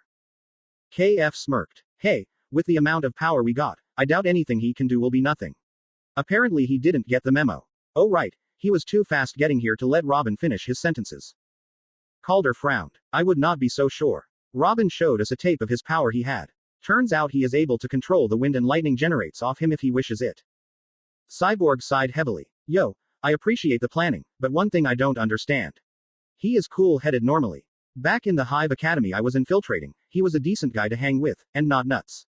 He only gets pissed when something happens to him personally or his friends. Anyone tries that shit, then he will grow a pair and give them nothing but trouble. BB huffed. Come on, this can't be the same guy you knew back then. He's ripping these ice things apart, and what he did to Robin and Star, I wouldn't be surprised he is as strong as Superman. Not to mention he has a demon inside him. You have no idea. Raven, Static, Starfire, and Wonder Girl flew in, and apparently right on time for Naruto to start moving to them. Found them. On top of Star Labs, like the kid said. I recalled my beasts, so now would be a good chance to go in and destroy those guys. No doubt they saw it and are preparing for my arrival. Get up. Oh, and Raven, you sensed it, allow me to tell you which one. Kyuubi no Kitsune. The nine-tailed demon fox. Read it up later, you'll be surprised. Move out. Robin stood and looked to the rest of the team. You guys find anything? Wonder Girl shook her head. We rescued everyone, but didn't find them, but when we started looking for the outskirts, we saw something big. Ice golem, big and dense. Static grabbed a ball of some kind and static electricity generated off it before it stopped and Static sighed. Sorry, was running low. That should hold me for a bit. Yeah, it looks like the entire group of ice characters are moving in on you. Naruto looked up as a shadow was descending on them. Don't bother. It's here. Chuckles. Got a plan for this. Robin was wide-eyed at the size. He turned serious and ready in a second. Yeah, it's called winging it. Titans, go. Cyborg, Raven, Starfire and Beast Boy knew the drill. Dodge and attack whatever is vulnerable until Robin saw a way to beat it. Sadly, no one else did. Frost laughed as she was on the head of the monstrosity. Well, this is new. We only heard about 5 heroes in this town. Who knew the whole gang would be back together? Oh well, means more revenge for us. Right, Senior? Icicle Senior laughed as he was on the right shoulder. So right you are. Too bad the arrows aren't here. Oh well, guess we'll crush them soon enough. The golem's foot rose and dropped towards Naruto. Naruto growled. Bigger and badder. Huh. Too bad, that won't help you at all. Here's what I can do the second you try anything against me. The foot, then, crushed Naruto under it. Everyone stopped as they seen him crushed under the foot, and Freeze laughed harshly. The cold feet of our power will crush you all, for it is time for forever winter. Be afraid, for this is just the start of the icy calling of your doom. Send these heroes to the cooler. I knew those ninja were just playing with our minds. Apparently they were. The foot of the golem was suddenly blown to bits, Naruto intact as he had both his swords in his hands. Naruto rose into the air as he seen the foot return to normal. Allow me to introduce myself. Kitsune X, the nine-tailed doom bringer, the demon of the leaves, the one X that was forced upon me. You shall feel the wrath of my power. Naruto rushed in, a powerful wind covering his arms and blades as he thrust one into the chest of the golem. Drilling blade. He punctured a huge hole within the golem and was inside as it regenerated and froze him at its heart. Icicle Jr. shivered, and not from the cold. Guys, I think this is a bad place to be. Robin turned to Calder. Let's go. Just attack, find a weakness, we'll handle the plan for it when we know more. Go go go. Robin threw 10 explosive pellets at the foot and jumped out of the way as it came to kick him back. Superboy roared as he jumped up and slammed his fists into the thing's knee, making a dent, but the thing regenerated quick and froze his arms and legs. He ripped his arms out of it and started just trying to smash into it. Starfire fired starbolts into its hips, but flew up and around as the arm of it tried to smash her down. She grunted as the wind of the thing passing made her spiral off a bit before regaining herself. Raven aimed her powers, thinking of augmenting Superboy's punches by drilling into the cracks he made with her powers, although it only regenerated colder than ever. Beast Boy turned into a T-Rex and tried biting into it, but only got stuck, turning back and finding himself stuck like a tongue to a cold pole. Hey, Highs, I can't nove. I am stuck. Calder climbed up the kicking leg, activating his handles and generating a heating wave through his body. He splashed hot water on the leg and Beast Boy's teeth, which melted it for a second, and Beast Boy ripped from it before jumping off and turning into a hummingbird and flying off. Calder slammed the handle into the leg and focused his bioelectrical current into it, blasting the knee off and him falling. Wonder Girl caught him and threw him up to the chest area. She flew under the thing and grabbed the broken leg as the thing regenerated a new one, and roared, slamming the broken ice leg and kicking the monster down, breaking the new leg as well. The golem caught itself on the buildings and got back up ready, and static was coming up, generating the last of his strength as he charged a ball of electricity in his hands. Here comes the boom, boys. Let's see if I can't shut the power of your ice machine down. He rushed in and slammed the blasting ball of electricity into the chest, trying to free Naruto, and it blasted a hole into the thing, but not deep enough to get Naruto out. The ice golem slammed its hands on the ground and Robin looked shocked to see the entire place spiking with icicles. Titans, up up up. Starfire gasped seeing Robin without a way out and flew down, grabbing him and flying up at top speed, Calder using the last of his water to jettison his way into the air before the water turned to ice. Cyborg, who had been blasting the thing with his cannon, was lifted up thanks to Beast Boy grabbing him in pterodactyl form. Kid Flash was running around the thing to find any way up, but found nothing, and then the icicles hit, and he rushed up a building and jumped into the air. Wonder Girl caught him and flew him around. Everyone landed after the fishers were gone, and Static huffed, out of juice. I only brought one along for this fight. Damn, I should have brought 3. Batgirl was currently up the thing though, taking the sneaky route. She jumped onto the shoulders and seen Captain Cold. She rushed in and kicked his legs from under him and took his gun, throwing it away and rushing in for Icicle Jr. Bad mistake it seemed, because he turned on her, grinning, and formed his arm into a spiked ice club and swung at her. Suddenly the golem was shaking, making Icicle Jr. stop his assault, and everyone look around. Suddenly the chest burst open and Naruto was roaring with power, the tails thrashing around and crushing the regenerating chest into nothing as his power grew. Naruto flew up, through the thing's head and grabbed Frost by the throat. You think I can be held by this sack of cold shit? I went through worse against Itachi fucking Uchiha and his partner Kisame Hoshigaki. Take this you bitch. Naruto slammed her into her golem and slammed a knee into her gut, a Rasengan grounding into her shoulder, disabling her as he stomped on her stomach harder, making her puke her lunch before he picked her up and slammed her head against his, making her dizzy. He put her face near his, and opened the eye's lid, making his Sharingan eye visible to her. Suddenly her world turned red, a black moon above her. And around her was raging fires. She grunted as a flare-up was in front of her. She huffed. What is this? Where am I? Who are you? You can't scare me. I face the Justice League. Naruto appeared in front of her. Oh, the Justice League. Please, they can't fathom the hell I can conjure with a thought. This is my world, the world I create. I am saving the bulk of this power for those idiots you allied with, those guys who are probably with Catwoman. Tell me, what did you hear about me from them? Frost cursed, sweating profusely from the raging fires around her. They said all kinds of bullshit, how you are so tough, destroyed a village, nearly killed them, how they will die today. Yada yada, no way you'll fry me. Take this. She shot her arms out, hoping to freeze him in the fire.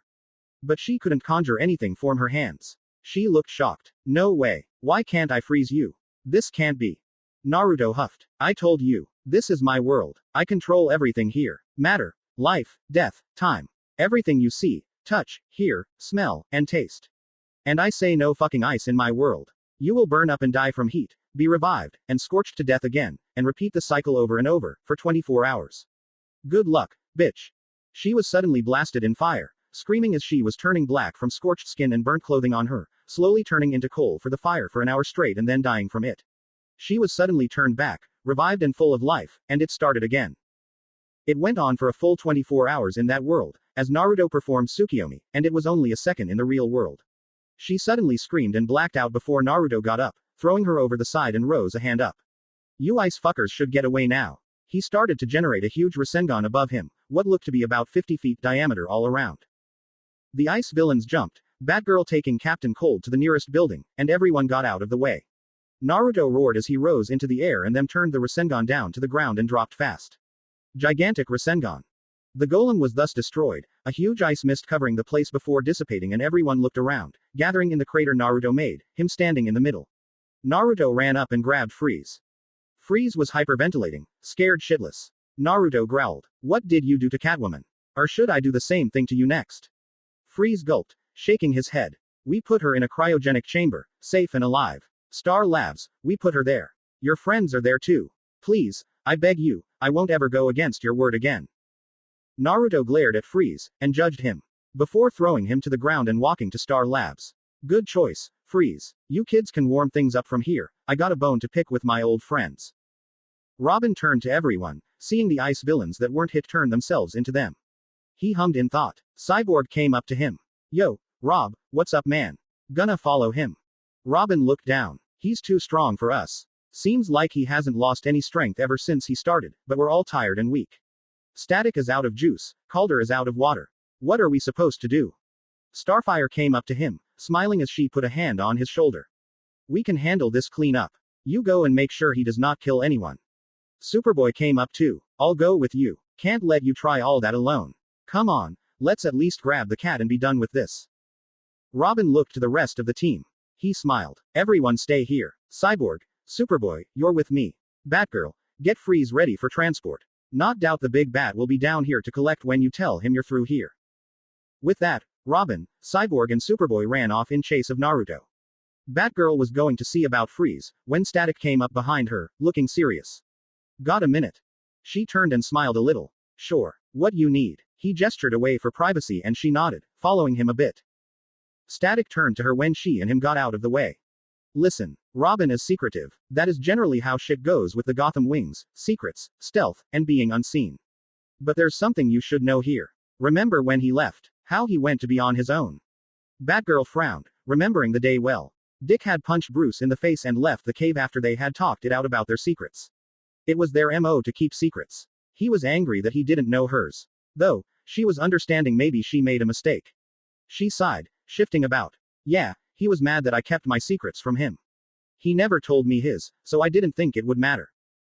Static nodded, but looked serious. "Well, how he tells it. You knew his because Batman told you his own. You knew who Batman was, thus you figured who Robin was.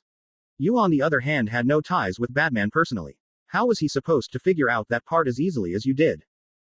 Batgirl hummed in thought before sighing sadly. "You got a point. My father doesn't even know about my cowl." Static smiled a bit to her. "Listen, he ain't mad that you kept it a secret. He was mad at the big guy, keeping you back and almost killing you with never letting you get experience.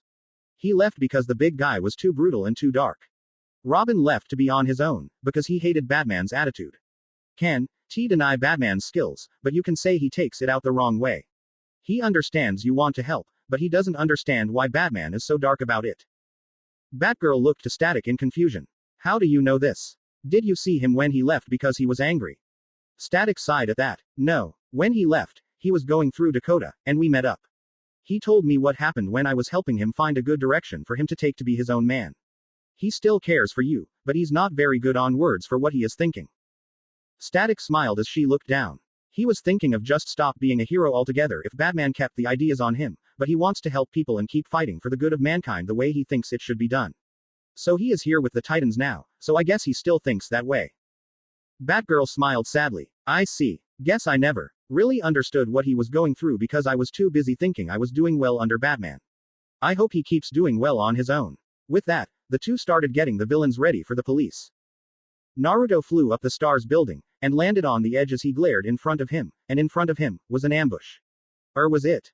Sasuke had two Chidoris aimed for his head, Sakura a glowing fist ready to uppercut his balls, and Kakashi coming from up high with a Raikiri of his own, and Lee had teleported behind him using 5 of the 8 gates and Ino was ready to mind rape him. He saw though she wouldn't, knowing full well what she would get if she tried. He turned left and walked up a step, and everyone slammed into each other instead, blasting them all around as he turned back. He walked up a step and growled. That the best you got, you fucking losers. Please, I seen better from Madara. Now, where is she? Sasuke got up, Sharingan flaring. You don't give the demands here. I may be forced to keep you alive, but that doesn't mean I can't bring you down. Amaterasu. Naruto was hit by black flames, and Sasuke grinned wildly. Naruto, however, was not affected. The Kyuubi cloak absorbed the flame's power and Naruto popped his neck by simply turning it to the side. Thanks for the therapeutic heat treatment. I was feeling stiff, probably after fighting all this ice. I hate ice. Oh well. Time for you to feel the burn. Naruto's eye lens uncovered again, and suddenly Sasuke's eye was burst into black flames, and he fell to the ground screaming. Sakura roared at him. Don't hurt Sasuke-kun. He's better than you in every way. You should bow to him and beg for forgiveness. Naruto grabbed her throat and forced his head into hers before staring into her eyes. Bitch, let me show you whom should be begging whom for forgiveness. And with that, she gasped, looking into his Sharingan eye. Bad idea. Sakura was suddenly in a red world with a black moon. Sakura huffed. Coward, using genjutsu against me. You can never truly beat me, you always lost when we fought. This won't do anything to me. Naruto chuckled as he shone up in front of her, and suddenly she was put up on a cross. You wanna know why you punched me and I would be on the ground? Because I didn't wanna fight you, I loved you. I can't fathom why I even felt that way about a banshee whore who would do anything for the dick of a traitorous, homosexual, brother-obsessed, asshole. Naruto slammed a fist into her chest, making her fly back 100 yards before she was on yet another cross. He walked up to her. Sakura grunted, looking at him with anger. You are just weak, and you could never pleasure me like Sasuke does. Naruto slammed yet another raging fist into her chest, making her fly back 1,000 yards before she stopped and was surrounded by Naruto's. He scoffed. You think that, huh? Let me tell you something, queen of all there is to know. You never gave me a chance to even get a hard on. Every time I had morning wood, you would smash me through my bed, through the floor, and down 2 stories in my apartment, every damn morning. Ever hear of morning wood before? It's a natural male occurrence when we need to piss in the morning. He kicked her in the stomach, the other slamming a fist to the chest, a knee to the face, a jab to the groin, just punishing her before stepping back. He growled louder. I would be walking down the hall, say, hey beautiful, and you would do what? Kick me down the hallway and through the wall for suggesting we fuck. How in the world does saying beautiful mean, let's fuck? She was suddenly crushed under 10 massive Rasengans before lifted and thrown into the air. Naruto was above her. For every punch, every ounce of strength you used against me for the time you were with me, every single touch that suggested you want to kill me, I will deal to you tenfold before I stop using this genjutsu. And you will feel this for years to come. Naruto fired off a tailed beast bomb, killing Sakura in a burst of blood, gore, and flesh. Soon though, she reanimated and gasped back to life, being put on a cross again. She looked scared now. Around her, memories, his memories of her, the memories of what he did to Konoha, she was watching it all unfold. Naruto chuckled darkly. Suck it up, bitch. It's only been 10 minutes, and we are gonna be here for a good 10 days. Say your prayers and remember the fucking torture I give you today. Die a million times and feel my wrath. Feel free to be relieved that Sasuke will get his share. 5 days passed within the Tsukiyomi Naruto created. Sakura was pale, glazed eyes, as Naruto ripped her heart from her chest, crushing it with a Rasengan before reviving and healing her completely, making her gasp back to life. Sakura finally remembered everything. It seemed she suppressed all her emotions for Naruto and memories, and it was because Sasuke hypnotized her, mainly. But she was also defensive with her emotions because she didn't want to be hurt, after all the hurt Sasuke gave her early on. She gasped, rasping as Naruto twisted a fiery Amaterasu sword into her stomach, twisting and turning it around inside her as he went deeper with it. Try not to pass out, bitch. We're only halfway through this, we got a long way to go. Suddenly he slashed the sword up and cut her in half, and then shoved a Chidori into her head slowly but harshly before she died. He once more revived her, and she gasped harder, rasping loudly. No, more, please. I can't. I'm sorry. No more. I beg you. Naruto stopped, then growled loudly. You think I want your apology? You think begging me will make this stop? Forget that shit. I still have 5 days of torturing your ass before I am done paying you back every single strike you gave me. Then I can start giving it 10 more times before I finally kill you. Sakura kept begging, kept apologizing, but it fell on deaf ears as Naruto continued torturing her mind and body and spirit. She experienced so much pain and death that she felt nothing would ever save her from this torment, even if he ended the genjutsu. And just as the last 10 seconds were about to end the genjutsu, Naruto pulled her down from the cross and put her on her knees. He rose his sword, raging with all 5 elements and a Rasengan drill around it. She looked up, as tough as it was to do so in her condition, and watched as it came down, and felt everything. Her body convulsing with shocks, killing her and shutting her heart down, fire burning her form the inside out, killing her with the disintegration of her body, water drowning her horribly and blowing her lungs and stomach up in steam, wine slicing her body into many pieces all over the place, and lastly the earth grinding her body to dust, feeling everything as the Rasengan drill turned what ashes her body was into atoms and flying into the air, feeling everything as it killed her totally, and then the genjutsu ended. Sakura fell lifeless to the ground, but still alive, as Naruto caught Lee's attack and broke his arm, throwing him over his shoulder and into the floor and stomping on his stomach, then ground a Rasengan into the side of his face before jumping up. He jumped for 2 reasons. One was Neji coming up to render his chakra useless for a few seconds, and the second to pull off his tailed beast bomb, blowing the side of the roof off and making Lee fly into Kakashi, who caught him, and Neji through the building, painfully trying to get back up. Naruto looked to what was left, turning off the Amaterasu on Sasuke, and seeing his mission a success on that part. Sasuke now no longer had a Sharingan eye in that socket. He only had a single eye now, and he was gasping, horrified. Naruto saw Ino, scared shitless, and Temari was trying to figure what to do next, whilst Kakashi was gone. Sorry, but not this time, you fucking asshole. You never taught me anything useful, but I learned from you nonetheless. Kakashi rammed a Raikiri into Naruto's stomach from behind. Sorry, Naruto, but I had to. You needed to be stopped, and we need you alive. Forgive me. Not a fucking chance. Oh, and one thing here. Boom. Kakashi was suddenly blasted into the air at high force as the Naruto he struck just exploded with massive force. He was then caught by the real Naruto and thrown into the floor of the roof and a Chidori rammed into his lung from behind. I got a good life now, but you wanna fuck with me? Fine, but just remember, I killed Madara. You have no chance. Naruto threw Kakashi to Temari and started stepping forward. That was when Robin and Superboy jumped in front of him, Cyborg flanking his back. Robin frowned. I thought you told me you wouldn't kill them. You told me you were not evil. Well, what do you call this? Naruto growled, punching Robin in the face and throwing Superboy to the ground. He stomped on Superboy's chest and put a kunai to Robin's throat. You two sit your $5 asses down before I make change. They will live, I give you my word, but like hell they won't get a few strikes for their bullshit. They were the ones to sick the damn ice guys on us. So stay right there, or I will raise this building to the ground so fast you will blink and miss it. He stood back up and stepped forward to Temari and Ino, and then Neji came back up and through the floor, using his rotation to blast Naruto off. Naruto used his hand to caught the rotation, waiting for Neji to stop. Neji looked horrified as Naruto caught him with his 9 tails, and then stabbed his sword into Neji's side and cutting outward, giving a gash into Neji before throwing him through the floor again. He stepped further up to the last remaining fighters, and grabbed them both by the collars. They were so scared they couldn't move. Naruto ground a Rasengan into the sides of their faces, making their faces collide together in the middle and then fall unconscious, Naruto stepping on them as he walked forward. He had only one more threat left, and would see her. Naruto went inside and saw Hinata with Catwoman. Hinata pressed her hand to the glass. Hold it, Naruto-kun. Or I will shatter her. Naruto stopped. He assessed the situation. She had her back turned to him, meaning no Tsukiyomi treatment. She could sense chakra flare-ups, so any jutsu was out of the question, and he was far enough away for her to notice any move against her, and she knew him very well, and had his kunai placed beside him on the ground before he arrived. Hinata sighed sadly. I only wish to talk. Hear me out and you can have her. I will not fight you. I will not kill her without reason. All I want is for you to listen. Will you allow me this? Naruto hummed in thought. Hinata was always nice to him. Hinata never fooled around. She even hated Sakura enough to nearly paralyze Sakura for life after all the bullshit Sakura did to him. All in all, Hinata deserved no torture, and was only following orders, so he couldn't hold it against her. He nodded, knowing she would see him do so. Hinata sighed heavily. I know what they all did to you. I know how I was before. I was weak. I had no backbone. I couldn't save you when you needed me, and for that I know I should rot in the deepest parts of hell.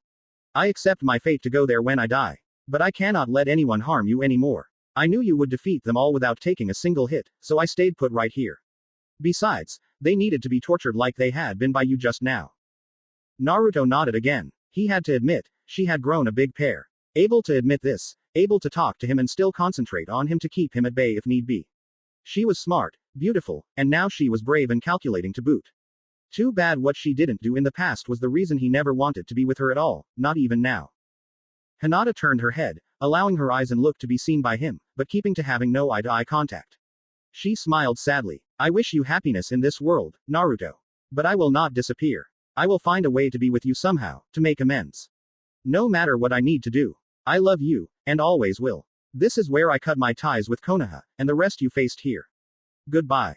With that, she took her hand away and walked off, and vanished in the darkness.